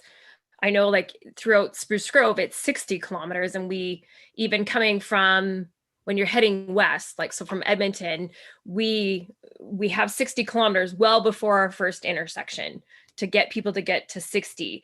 So is there any consideration that when you're speaking with Alberta Transportation that we would consider lowering the speed limit, at least when you're approaching those intersections, just from that safety point of view, now that we know that that's going to be a crossing? Through you, Mr. Mayor, to Councillor Stevenson. Yes, there will. There'll be a traffic impact assessment done. We'd have to make sure that that crossing is safe and follows all the rules and regulations. So could there be a speed reduction? I would say yes, in order to have vehicles stop safely and of course safeguard the safety of the pedestrians using the trail. Great, thank you. I'm also, I'm going to vote in favor tonight of option A. I think it's the one that makes the most logical sense, and I think it, you know, based on even the conversation we had earlier about our broadband and building that spine. And I think that's the way I'm looking at this trail, is that we're building the spine. And as we continue to grow and both communities grow, there's those opportunities for future trails. So I think part of the excitement about building this trail where it is that this is just the beginning of it. There's going to be other opportunities to build other trails that connect throughout our community. You know, so we're going to keep this conversation going, obviously. And I think there is a bit of that commitment there to look at other ways for people to move between the communities if you don't drive. And I think the one that excites me the most about going up Boundary Road is that if you are a junior high or high school student, you can now get to the high school like Copperhaven and St. Peter the Apostle, or I don't know if people bike to church anymore, but that's a possibility as well. So to me, that's very, very exciting. And I do look at this as like putting in that spine, putting in that the framework for future opportunities. So I'm very excited that we're doing this and that we looked at the various options. And I think there's future options there for us, but I'm certainly very much in favor of moving forward. So hopefully, fingers crossed, we can get it built this year. So those are my comments. Thank you. Okay, thank you very much. Councillor Oldham. Thank you, Mayor, and through you, thanks for the presentation. I think that a lot of credit needs to go to the Rotary Club and the community connections that were built 25 years ago that had this initial idea and had some funding put towards it. And for a wide range of reasons, it didn't happen. But I think it's important now that that we get a win for our two communities. Like I think Councillor Acker said, COVID has really shown out on the trail systems how well they can be used. And I think to connect our communities in a unique and way is going to be beneficial. I also want to give credit to our two city managers that have been part of the process to this point. And I know there's still some work to come, but I know Mr. Wolanski, when he was our city manager, when this came, he said, if it's a priority for council, we'll find a way to make it happen. And that's only been followed up by Mr. Skrepnik. And if, as we see this as something that's important for our community, Stony Plain Council sees the same. I think we need to recognize the efforts of people that have made it possible. No question in my mind, although there's pros and cons to everything, that option A is the best option. As Councillor McKenzie said, building along a highway, Councillor Acker referred to the safety, the right in, right out of a commercial development. That's not where you want to be putting a recreational trail. I can't imagine, as Councillor McKenzie pointed out, having a recreational trail going through Century Crossing with all the various traffic challenges and safety issues. So I do think that, and as we think about our community over the next 30 to 40 years, as this trail gets used for generations, this is going to be, I believe, mostly a recreational trail. And so as that area gets built out and residents are enjoying outdoor weather and getting to and from communities and sharing lots of enjoyable time, I think recreation is going to be the primary. And over time, maybe it does become transportation for jobs or other uses for students to get to and from school or church, as other people have mentioned. So, I think in the big picture, in the 40-year scope of this, not only for now, obviously we'd love to see it built in the short term, but we need to think long term, and I think it's the right decision for both.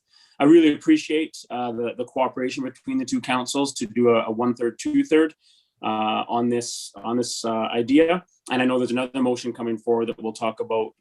Like Councillor Stevenson said, this is the spine, and there's going to be more to it as time goes on. And I know we're maybe already looking towards some of those options as well. So wonderful opportunity for our community. I know our residents will be very excited, some in particular, and we know there's a few residents out there that every time they run into any one of us in the community, this is their thing. And so, but not for them only, but for everyone in our community, this is a wonderful initiative, and I'm looking forward to supporting option A tonight. Thank you, Mayor. Okay, thank you very much. Mr. Lavasure, you had wanted to weigh in on one of the questions. Thank you, Mr. Mayor. Just maybe a bit of comments in relation to some of the questions.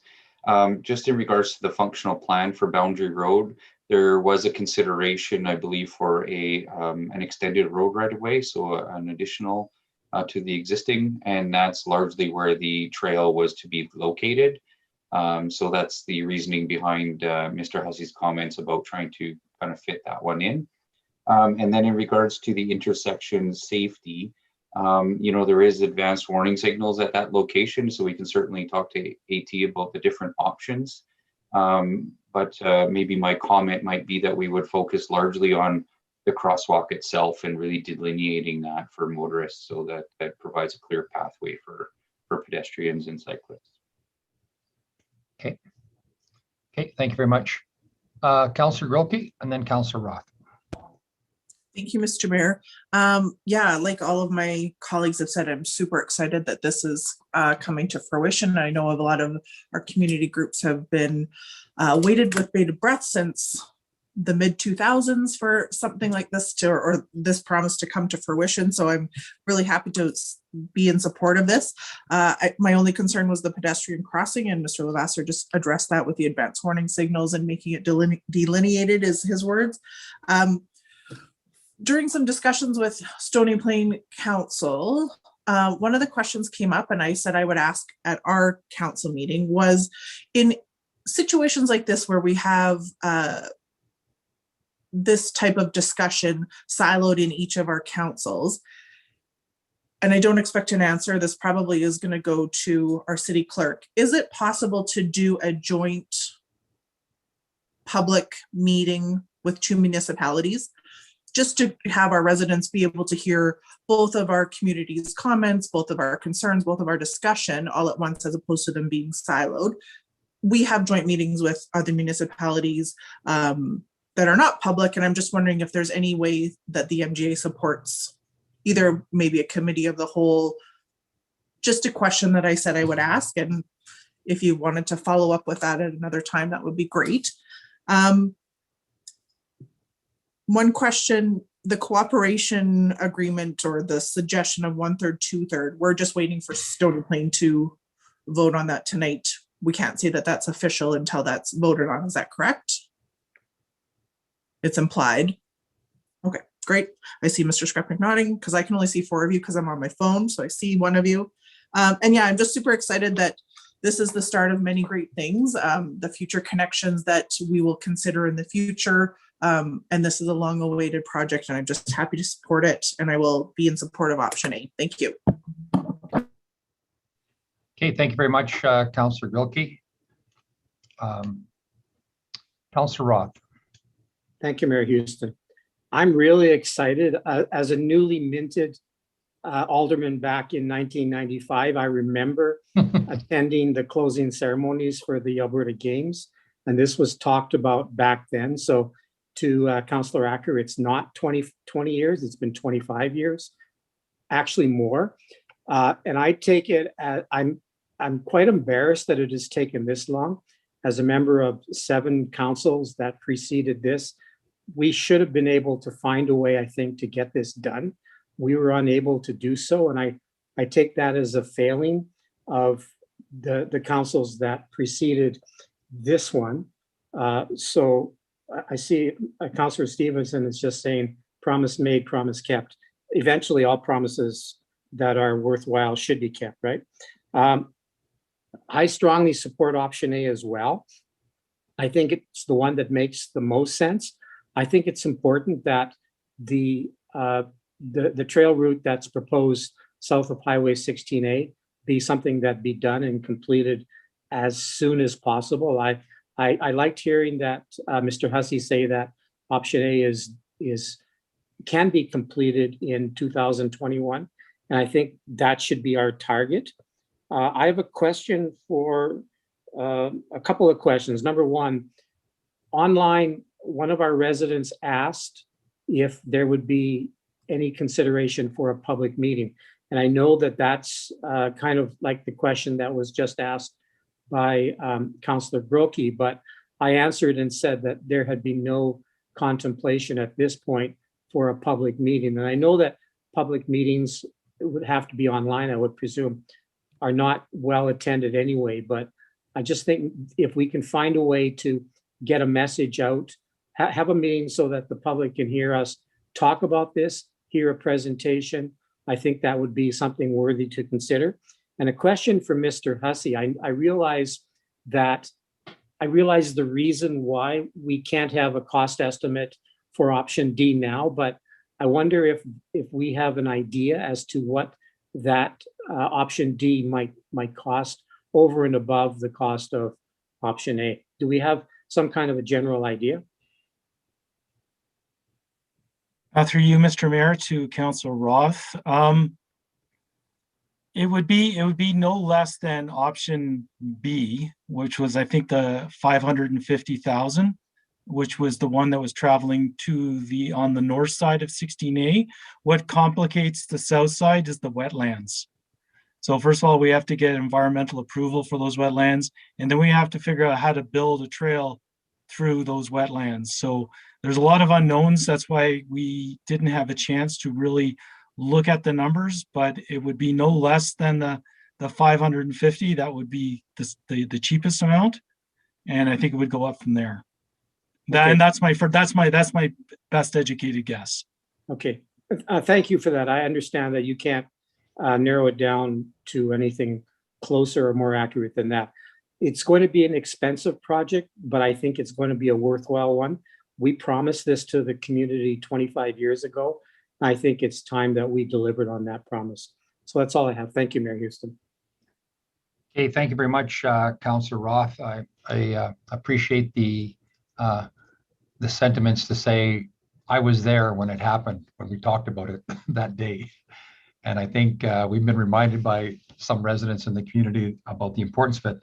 I know Councillor Roth, I know Councillor Acker will recall back a ways when we had some conversations about, the feasibility to do this and how we would approach it. And we continually talked about that it would be built out by developers over time. And the Cooklands didn't sell to Camgill as we had anticipated, and Camgill moved to the east side of the city, so that commercial center moved a long ways away from the proposed trail connection. But I think I just really have to appreciate the conversations with council throughout the last little while in regards to, thinking about how we could possibly do this and how we could possibly work together to bring this to reality.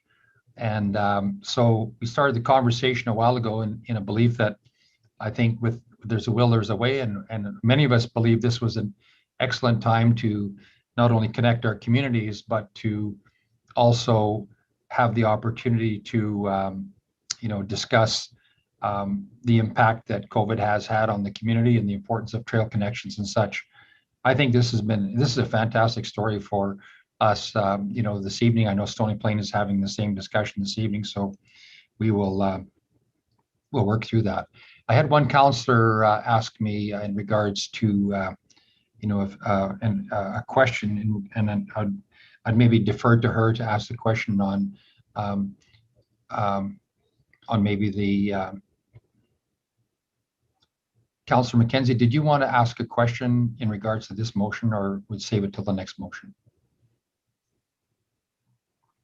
Well, and that's where I was a little bit confused between the two motions. And so it's a little bit of a question because currently this motion is saying that we will put the 300,000 in the budget. I guess it's more of a question to administration that if potentially if Stony Plain decides not to do the cost share, would it just be a simple amendment for us then to potentially look at funding the full amount? Through you, Mr. Mayor, to Councillor McKenzie. Yeah, this motion is predicated on a successful approval by the Town of Stony Plains Council this evening. If there is a decision to the contrary, administration could return back to council with some options for their consideration. Okay, yeah, thank you. And you know what, I know, yeah, I think that's where I'll leave it at for this, and then we can have the discussion in the next motion then. Thanks. Okay, thank you very much. Very supportive. Appreciate all the feedback from council and to administration for working through the proposed options. I think we've landed on the option A. I think it's a major recreation amenity that'll be well utilized by the community, and look forward to that long trail ride. Do we have any number? I probably would ask us to maybe review that because it'll be an interesting story. We have the trail connection that starts on Pioneer Road that goes up to Jubilee Park, and then all the way. This trail connection will connect onto Stony Plain and go all the way to Westera. Do we have any idea what the actual length of that overall trail will be? You can't answer that now, but we'd certainly like to have a look at that number down the road. But at any rate, I'm fully supportive of the motion proposed option A.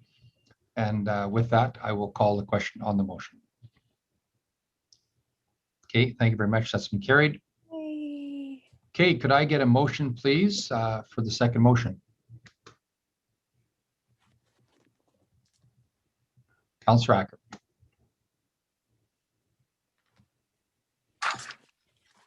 you, Ms. Mayor. Let me just flip to that. And I would move that both municipalities work together to provide an option for a second trail connection within the next 3 years. Okay, thank you very much to administration. Any comments on that motion? Mr. Hussey?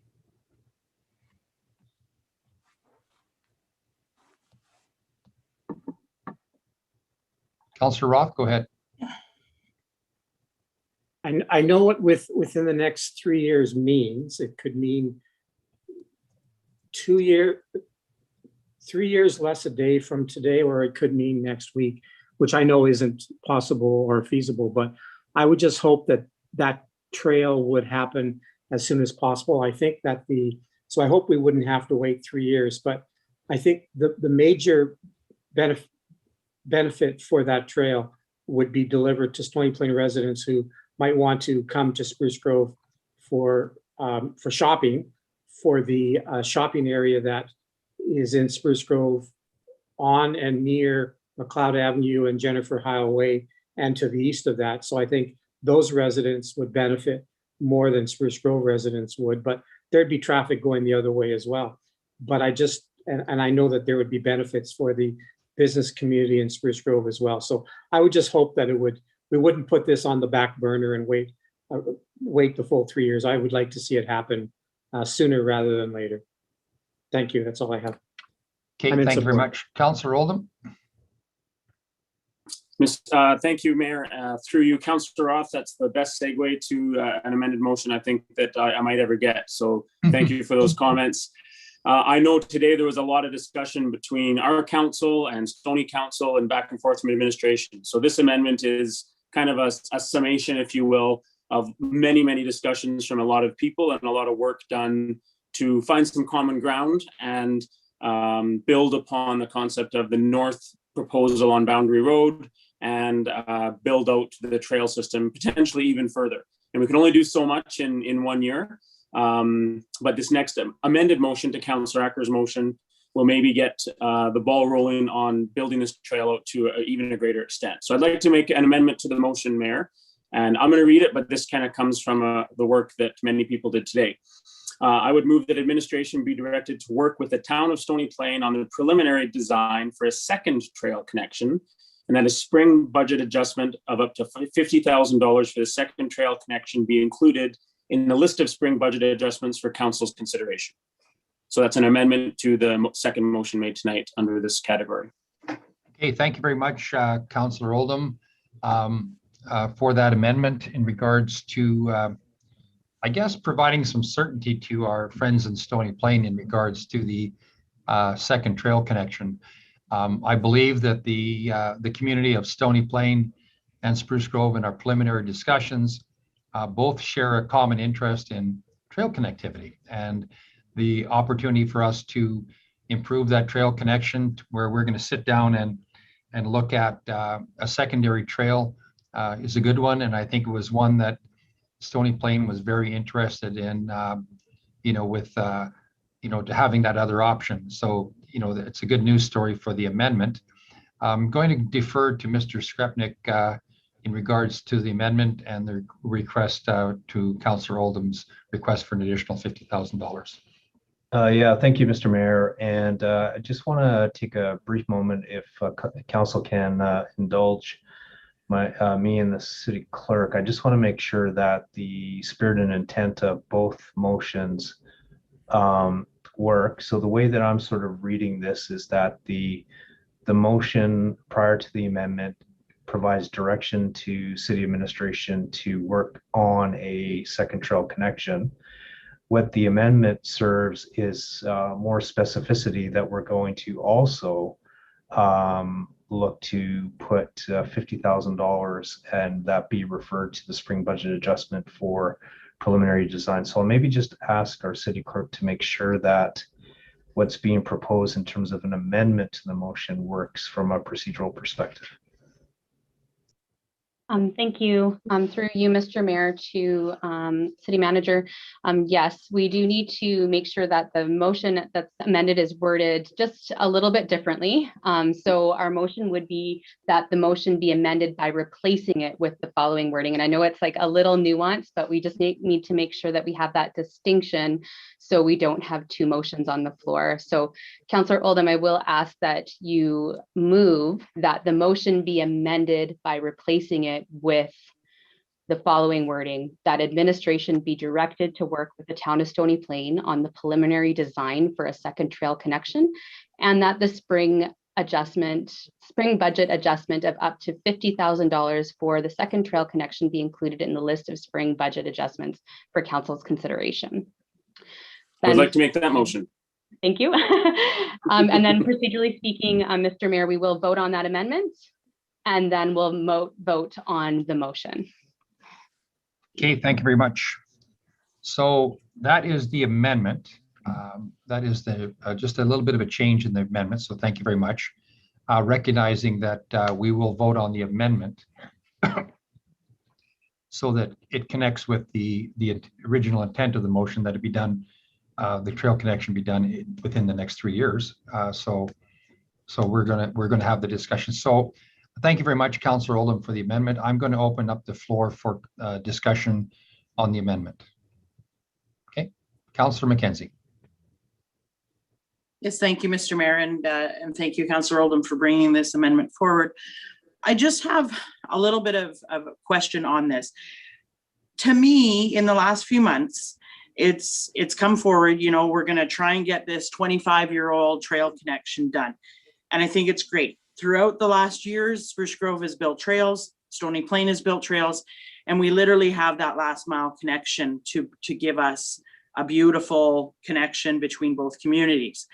As a side note, being that it's the Rotary, I would also love to try to look at trying to put some rest nodes along that trail too, but maybe that's in the future. For me, I look at Edmonton and transportation, because I worked with Alberta Transportation before, and we have a concept called the Ring Road, you know, the Anthony Henday, and looking at that Ring Road. I look at this as a ring trail, and there is that. Where all of a sudden I'm concerned is we brought forward to get that last mile connection done, and all of a sudden now we're looking at another connection that's on the south side of the highway.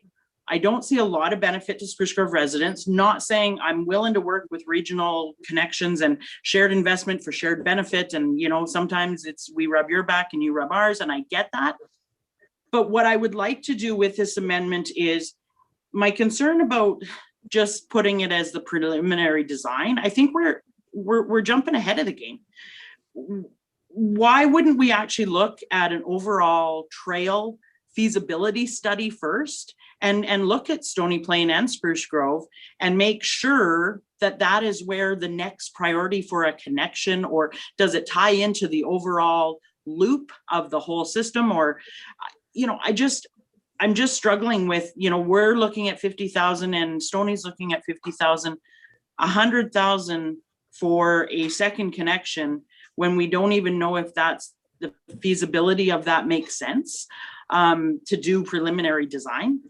And have we even decided where this second connection would be before we do design? So I'm just concerned about the wording of the motion, and it's saying that we're going to do preliminary design when we haven't really looked at the feasibility or where it would go or any of those concepts. So I just feel like, you know, we were trying to get this connection done, and now all of a sudden we're moving, and I think we just got ahead of ourselves. I don't know. That's my opinion on that. I'm going to go to Mr. Skrepnik, but I'll let him try to stick handle through that question. Mr. Skrepnik, it's a simple one: feasibility and design. I mean, they come hand in hand. I'm sure the feasibility part would be looked at, and then the design. But I think the intent of the motion is that we're going to commit $50,000 to a design of some type. Go ahead. Thank you, Mr. Mayor, and I'll certainly ask Mr. Lavasser to weigh in. But, you know, the feasibility design is likely something that we can do through our two administrations, and as part of and as part of sort of that work, sort of lock in where we think a second trail connection could work. And then based on that, what the motion is considering today is to provide, 50% cost sharing in the design of that once the feasibility assessment is complete. I'm not sure if Mr. Lavasser would like to weigh in. Through Mr. Mayor, I believe Mr. Skrapnik answered. So the dollars that could be set aside would look at location first. And then once the optimal location is kind of selected, then we would look at more refinement and feasibility of that. So the original intent would be to look at possible locations and then take a deeper dive into more details surrounding each of those options. And thank you for that clarity. And I guess my overall concern is, I'm all for building more trails. I just wonder where they should be built. I know within Spruce Grove ourselves, we have lots of sidewalk linkages that don't connect to the trails, and we need to get those. We have trail connections that need to be constructed. And, I just wonder if this is the right, I have no problem with looking at that, but I just think the wording of this then should, I think we could include some sort of overall trail study where we look at Stony Plain and Spruce Grove, because I'm sure Stony Plain themselves have other connections within their community that make it flow. If I get on my bike over in Grove Meadows and I want to go all the way around, does it make sense to then build this connection on the south side of the highway that, just connects to Spruce Grove's industrial area? Yeah, there is potential of the commercial, but the current first connection is near Walmart. I don't envision people biking to Walmart, going shopping and carrying their stuff home on their bikes. Again, I think that this was meant to be for more recreation, and that's what our trails are. Yes, there is a need potentially, but I think that doing some sort of study along with this would make more sense. Just looking at a location of a second connection isn't what I'm talking about. If I'm trying to be a little bit more clear, I think we need to take a step back up as opposed to be in the weeds and saying, this is where we want one little trail. We need to look at the overall encompassing of where all the trails are. That's just my opinion. Okay, thank you very much. Thank you very much for that. I think Councillor Oldham, go ahead. Thank you, Mayor. I think that I'm in favor of putting $50,000 towards the concept of putting in a new trail system. I don't think we're tying ourselves to anything on the south side of the road or the north side of the road. The motion states just to build on a preliminary design for a second set of trail connections. I think that there are different purposes for different trails. I know if we ended up building something on the south side that made sense, if that was even the idea, it would certainly benefit those residents who need to access the Parkland Food Bank. That want to get to work in the south side of our community and are biking to work potentially. I mean, there are other benefits that need to be looked at, and I'm simply wanting to, with this motion, move the concept forward and show, as Councillor Roth alluded to, that we want to maybe see some money put into the continuation of this. It took 25 years to go from this trail to this point now. And so I think Councillor Roth said in his first comments that, this could take, 2 to 3 years. Does that mean 3 years less a day, or does it mean a week from now? And I think a motion like this prompts and gives administration the direction that we'd like to see some work done now, but I don't think it ties us to anything that we won't have some say in down the road. I appreciate the concerns from Councillor McKenzie. They're very valid. And I would just hope that we could move this forward a little bit for continuing the process. So I'm in favor of this. Thank you. Okay, thank you very much, Councillor Acker. Thank you, Mr. Mayor, and I'm definitely in favor of Councillor Oldham's amendment. I think it puts some skin in the game of those future discussions of moving us beyond another 26-year wait for another connection. I appreciate Councillor McKenzie's concerns of the feasibility is at the right place, but the way I'm looking at it is the Boundary Road trail that we talked about earlier makes sense for Spruce Grove and Spruce Grove residents. And we did hear some concerns on the Stony side where their development is on the other side of the highway. This one makes more sense for their residents.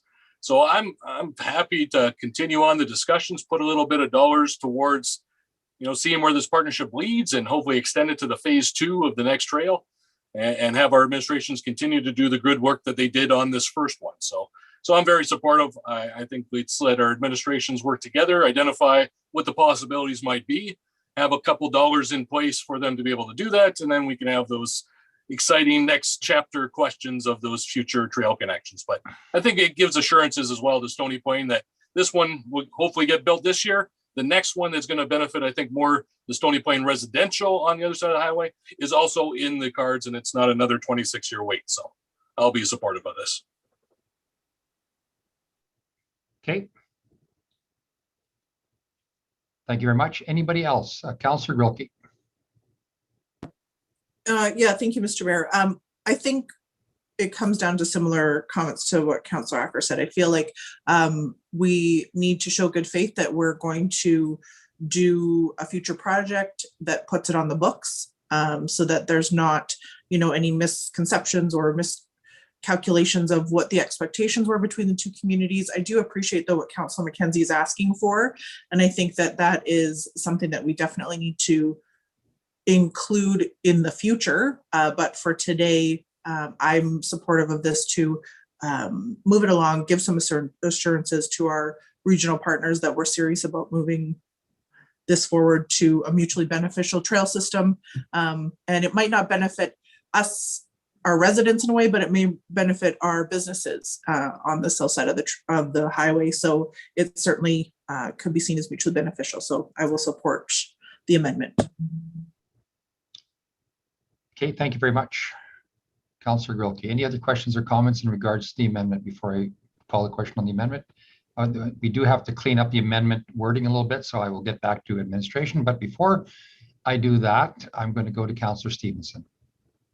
Great, thank you. I'm supportive of this as well. Like it's been mentioned before, it's nice to have some skin in the game, and it does move the process forward.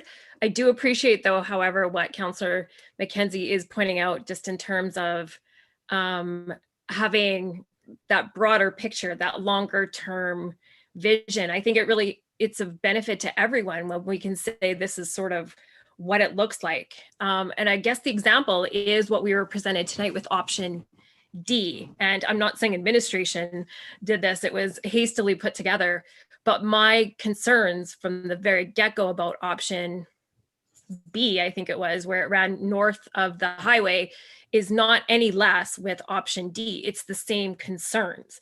So if we're looking at that just as like, a possibility, that concerns me, where if there is a trail south, there's probably some other options that are going through some of the lands. And we know the RCMP building is there, and we have plans like the Shiloh lands to develop them. So I think there is future opportunities there for that trail system. And I would assume that when we're looking at this, that we're taking into consideration what the future development is for Spruce Grove as well. So I see this not just as a benefit to Stony residents. I think Councillor Oldham made a great point. Like part of this is connecting people to, the food bank and stuff like that. But there's also, when we start to develop in those areas as well, that trail connection as well. It's a couple fields away. So I think there's lots of opportunity here. So I guess I'm seeing, yes, I'd love to see the big picture, but I also want to make sure that we aren't just coming back with an option to run it along the south side of the highway. And with those wetlands there, that's really concerning to me a little bit. So, but I still will support this, because I think that this is how we get the process started. If we put money in there, we can get this process going, and then, it's an active thing that both councils are working on together to move it forward, so that we do see more connections in the future.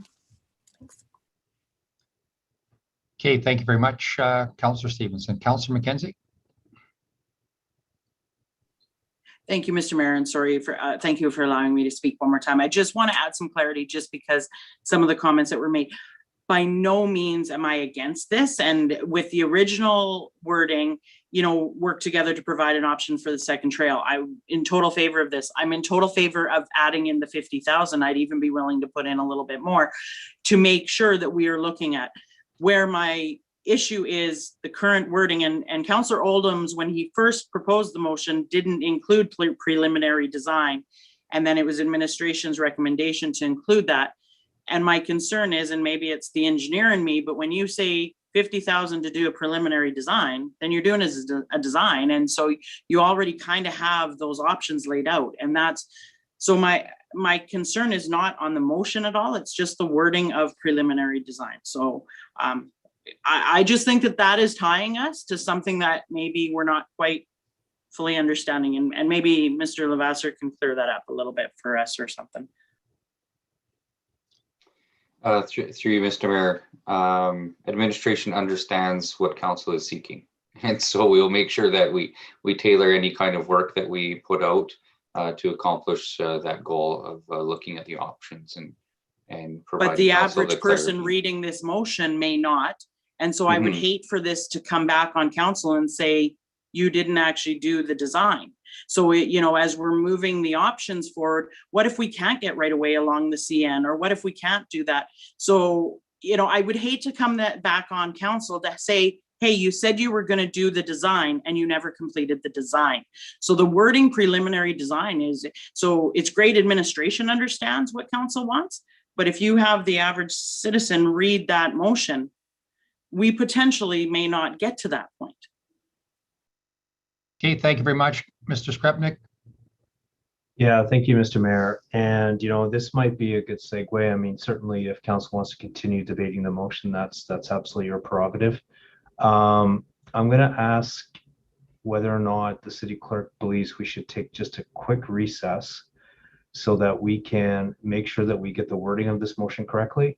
Unfortunately, I think by virtue of the amendment, we will lose the motion around within 3 years. And I think that's an important motion.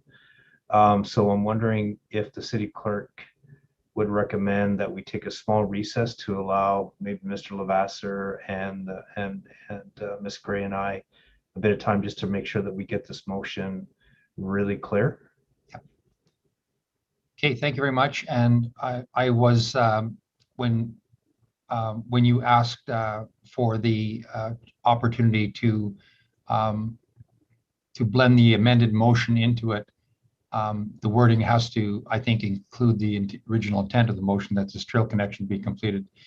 The other one I wanted to mention, thank you. We will take a short break right after this, but I wanted to, touch base in regards to, the comments from Councillor McKenzie, who is somebody that has a very good understanding, in fact, of planning principles and things like that, and appreciate the comments that she brings to the table, because it's not that we're necessarily going to look at a whole major trail connection study throughout the whole region, but at the end of the day, starting the conversation on it, I believe, was some of the intent. But the fact of the matter is, correct me if I'm wrong, when we're opting to put money into when we do the engineering work, so that Stony Plain knows that we are committed to this trail.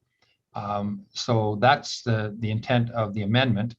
But the fact of the matter is, this information is going to come back to council again. And I know Councillor Stevenson made a point. We, Stony Plain and Spruce Grove, share a connection all the way from Highway 16A to all the way down to Highway 628. So this, who knows, this could go partially along the railroad grade. It could go partially into the Shiloh areas to connect onto Century. Who knows? I mean, all that work has to be done. And before that work has to be done, there's got to be some preliminary review of that work. And I think that would be just standard. We just can't go and say, okay, let's do the engineering work on what? On what? We have to do the preliminary work to determine where it goes. And I think there has to be an agreement between Spruce Grove and Stony Plain on where it goes. So it's going to come back to both of our councils. I think the intent of the motion is to make sure that we commit, that we are going to put our hand up and we're going to say, we're going to commit to a second trail. And I think the reason I'm very supportive of this is because in discussions with Stony Plain and some of their councillors, they feel that in the interest, the trail connection north may be of a greater benefit to Spruce Grove, and they want to make sure that their city is, or their town is represented for what they believe are some of the wishes of their community. So supportive of I think we've heard a pretty strong support for the intent of using $50,000, up to $50,000. Maybe it won't be that much, but up to. So I'm going to call a 5-minute recess and then allow our administration to craft the amending motion so that it blends in with the original intent of the motion, so that we align with Stony Plain, because they're on the process of discussing this evening as well. So with that, I will call a 5-minute recess to allow administration to regroup a little bit on this motion. Thank you. And thank you everyone for the conversation. So far, so good.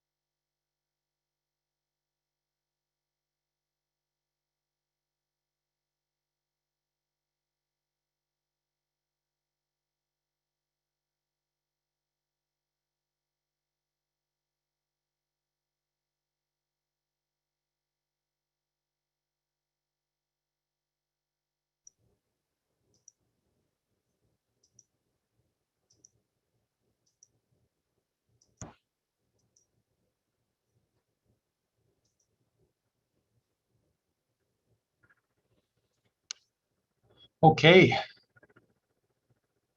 Could call the meeting back to order now that we're all back together again. Okay, Mr. Skrepnik, thank you very much for that brief interlude to get the wording correct. So can we put that up on the screen so we can all have a read? Or yeah, so once Miss Gray joins us, so there she is. So thank you, Mr. Mayor, and apologies for having to take that small recess. I'll ask our city clerk to maybe describe a bit of process, and then we'll have her put 2 motions up on the screen. Thank you. Thank you, Dean, through you, Mr. Mayor. So this was a little bit of a procedural quandary, I guess is the best way to put it. So my recommendation here is that we kind of go back to the drawing board, essentially. And so I would ask that potentially Councillor Oldham consider withdrawing his motion, and then we will, that will bring us back to our main motion, which is that both municipalities work together to provide an option for a second trail connection within the next 3 years. So we address that motion, and then we will bring up another motion here that council can consider, and we can workshop it together and then make the motion so that it meets everyone's requirements here. So I will just share my screen. Give me 1 second here.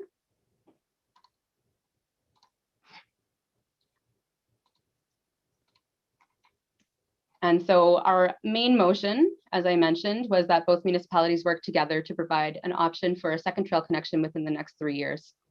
Councillor Oldham moved an amendment. Councillor Oldham, would you consider removing or withdrawing your motion? And that can be done by just, I move to withdraw my motion. I move to withdraw my motion.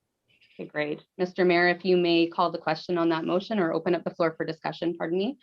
And then we can vote on that motion. On the motion on the 3-year one?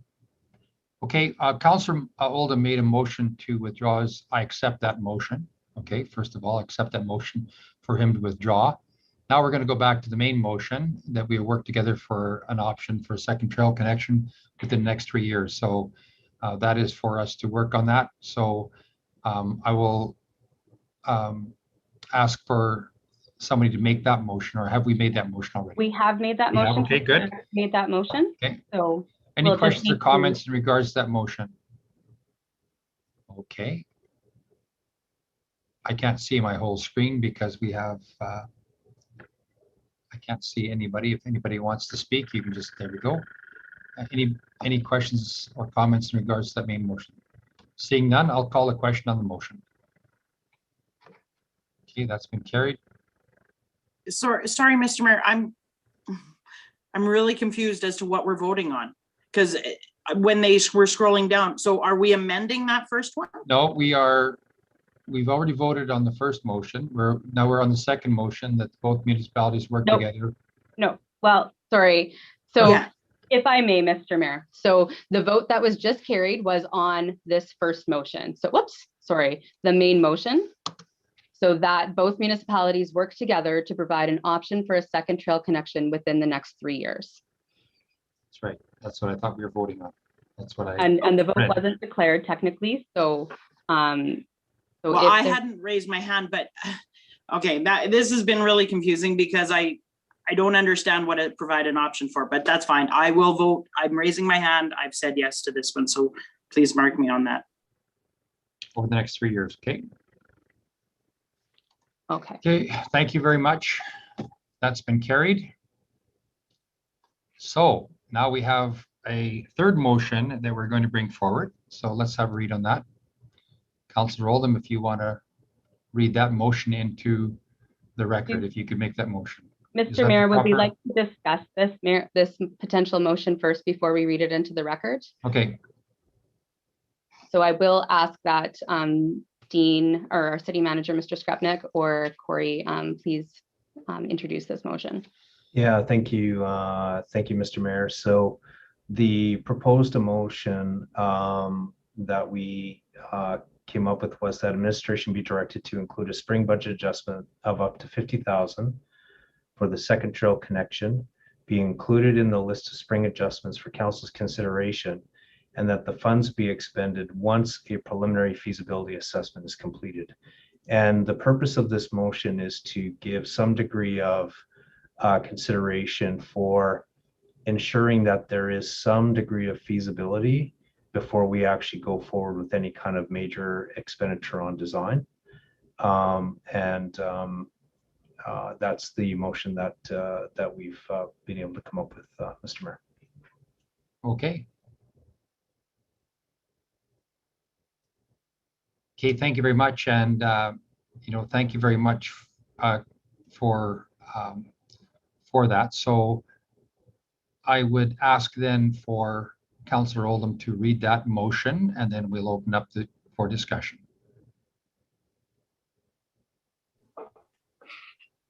Is that what the city clerk wants? Thank you. Thank you, Mr. Mayor. Yep, we can definitely make this motion unless there's any comments that council would like to make wordsmithing, because we're definitely open to wordsmith this motion right now. We want to make sure that we have a motion that all of council is comfortable with or can live with at this point. Well, I have questions on it, but typically we would read the motion and then have the questions. So Yes. I can read the motion as long as that's okay. Yes, we can, or we can wordsmith it right now and have the motion correct as you would like it read. Well, sure. Here's the wordsmith for me. And my question is, if we're going to expend the money once a preliminary feasibility assessment is completed, who's paying for the preliminary feasibility assessment? Because if we're not going to spend any money until that's done, then I'm unclear as to how the feasibility assessment is going to get paid for. Because I don't think there's an understanding between the two councils that Stony Plain would pay for all of that. So through you, Mr. Mayor, and I'll ask Mr. Lavaseur to weigh in. Prior to the recess, we sort of understood that there might be some concerns about spending design money until such time as some degree of feasibility was conducted. There is a way for the two administrations between Corey's area and the town's area to do some preliminary work, no different than the preliminary work that was done to bring forward the three options for City Council's consideration this evening. I don't see that as being a substantive cost. However, we would want to at least do some preliminary assessment to see what would make any degree of sense, and then come back likely to our respective councils to say, after our preliminary feasibility, here is some options for a second trail connection. But what the purpose of the motion is tonight is to sort of, as I think the mayor mentioned, show a sign of commitment through a financial obligation through our spring adjustment that monies will be earmarked to do that work. So, I think what we're trying to do, and I really do apologize for how complicated this motion is, but what we want to give assurances is that we'll return back to council, and I suspect that administration in town of Stony Plain will do the same. We'll do some preliminary work administratively, and then we'll come forward and say, based on our preliminary assessment, here is where we think we can do some design work, and we wouldn't spend any of that money until such time as we did that. I think perceptually, the motion as it reads is going to create mistrust between the two councils, and I can't support it. It's crazy that we ended up here when 6 of us were willing to support the one motion and one person spoke against it, and then we switched the whole motion for one vote, which was a valid concern and a valid point. But we switched the entire thing, and now the wording, if I'm a Stony Plain councillor or a Stony Plain resident and they read that, it's seriously concerning. We should not have ended up here. I'll cede the floor. Councillor McKenzie. So speaking on behalf of the one councillor who was, spoke against this, and this is where I'm struggling with this, as I'm not speaking against it, and I have no problem with the preliminary design happening. It's, in all honesty, I would even love to say, let's put a little bit in our spring budget adjustment to allow for for this feasibility part of it to occur. And I'm willing to say even put in an extra $10,000, you know, if I get that you're saying it, but it can go into the operation of our engineering department to make sure that this happens. And I completely agree with Councillor Oldham.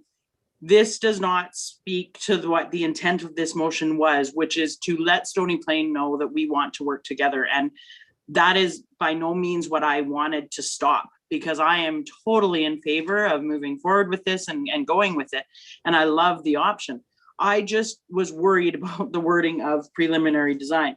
And I know, ironically, during the original conversation, I believe it was either Mr. Levasseur or Mr. Shrepnick that you had said, you actually called it a feasibility design. And I was kind of chuckling, because that's, you know, that's kind of where we're at, but we just got to make sure that we know where it makes sense before we do the design. So is there not a way that we could have done the wording on the wordsmithing on this such that we're putting, you know, 60,000 in budget adjustment in order to take care of this and this? To say that we're not going to expend money on the design until this is done, it looks potentially like we could be stalling it. And by no means was that my intention. And, you know, I'm sorry if I have caused frustration on this. I just am really concerned when you look at engineering steps and processes, you know, you do reviews, you do feasibilities, and then your preliminary design, and then your detailed design. Preliminary design, I just worry that we're putting the horse before the cart, but yet I want the cart to happen. And I think the cart needs to happen, and we want to show that we have commitment for that. So, you know, I don't know if we can put that back up or work on the wording a little bit more on that.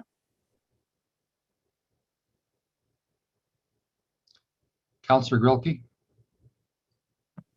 Thank you, Mr. Mayor. Do we know what Stony Plain's motion was? Because this kind of speaks to the silos that we're in, and for consistency, I think the intention was to be on the same page. And so if we're completely rewording our original motion off of what Stony Plain has presented and potentially voted on, then I agree we're creating mistrust, and that's not the intention of this. So I would just ask if we know what Stony Plain voted on, and I would like to be more in sync with that.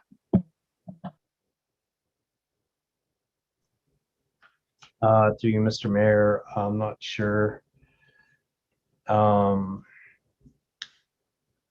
I believe that town council has voted on their motions. I think, you know, with respect to some of the commentary, I think, you know, one option is that the original motion go back up and council simply debate and vote. Or there can be an opportunity for further wordsmithing on a different amendment. It certainly wasn't administration's intention to interfere in the process. So I think, Mr. Mayor, you know, a couple of options would be to simply put the original motion back on the table and vote on it.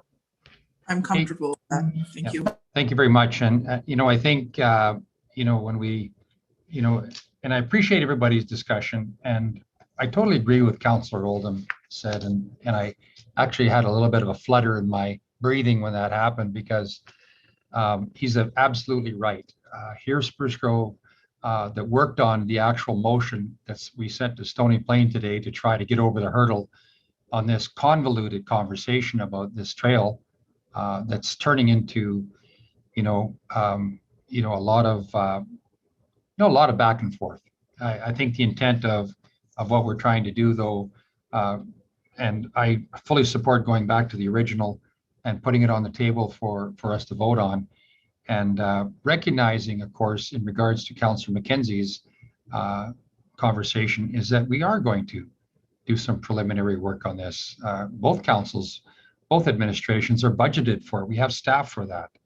And I think from what I hear from Mr. Skrepnik is there's going to be a commitment from our administration to buckle down and do some of the review and stuff. And so with that, I think, and I don't want to add another $10,000. I don't want to convolute it any further. I think the intent of the motion that we sent over to Stony, I think Jeff had sent a kind of a synopsis of what they voted on. It was very much aligned with what we had. We can land on that and quit going around in circles. It would be great. Councillor McKenzie. And being the one that has kind of caused this discussion, I'm in favor with going back to the original.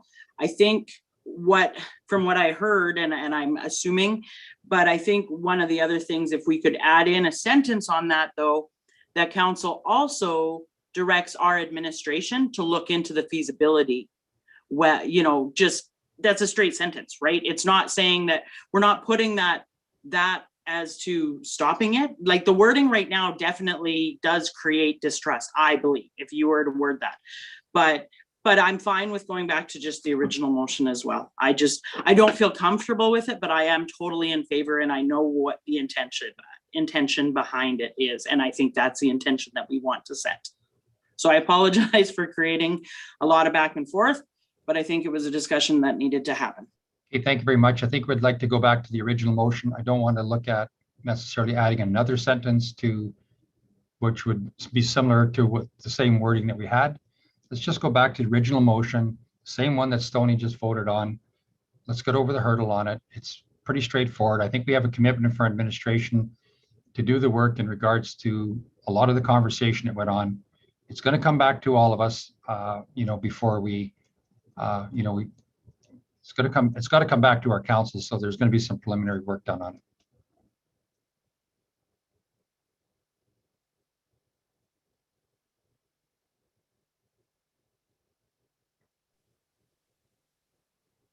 Thank you, Mr. Mayor. So, Ms. Gray, is this the original amendment that Councillor Oldham brought forward earlier this evening? I believe so. I would like Councillor Oldham just to confirm that wording, because I believe I was under the impression that preliminary was in his original motion, but if you could just take a quick peek, that would be helpful. You bet. Preliminary is in there. I have it printed out here. So as you have it, it is the same on the preliminary design for a second trail connection, semicolon, and that a spring budget adjustment of up to $50,000 for the second trail connection be included in the list of the spring budget adjustments for council's consideration. So yeah, you got it. I think it's all good there now. Okay, thank you very much. Through you, Mr. Mayor, if we can have a councillor move this motion. We have read it out loud, so if you wanted to just confirm, Councillor Oldham, that you are moving this motion as presented, we can open up the floor for discussion and go from there. Mayor Houston, I'd like to make the motion as presented. Okay, thank you very much. If you could just read it out, Councillor Oldham, for the record, for those that are in attendance and watching. You bet, happy to do so. I move that administration be directed to work with the town of Stony Plain on the preliminary design for a second trail connection, and that a spring budget adjustment of up to $50,000 for the second trail connection be included in the list of spring budget adjustments for council's consideration. Okay, thank you very much, Councillor Oldham. I'll accept that motion as presented. Appreciated the discussion from everybody. I'll open up the floor to my colleagues on council for questions or comments. I can't see the screen. Are there any questions or comments? Okay, seeing none, I'm very supportive of the motion. Thank you very much, everybody, for the conversation and consideration. It's been a long day on this, but I'm glad we got over the hurdle. So with that, I'm going to call the question on the motion. Okay, thank you very much. That's been carried unanimously. And I know, one thing to say, it's, a small step for Spruce Grove and Stony Plain, but a giant leap for the community. I'll say that at the end of the day. That's all it. Okay, moving forward. Thank you very much. That was passed unanimously by Spruce Grove City Council. Really appreciate the conversation, everybody. We are going to go to the very last item for this evening, and that is the adjournment. Could I get a motion? I'll move to adjourn, Mr. Mayor. Okay. Councillor Gurlke, motion to adjourn. Thank you very much. Sorry, Councillor Roth. That's okay. Thanks very much, everyone, for the discussion this evening. With that, we have a motion to adjourn. I'll call the question on the motion. Thanks very much. Good night, everyone.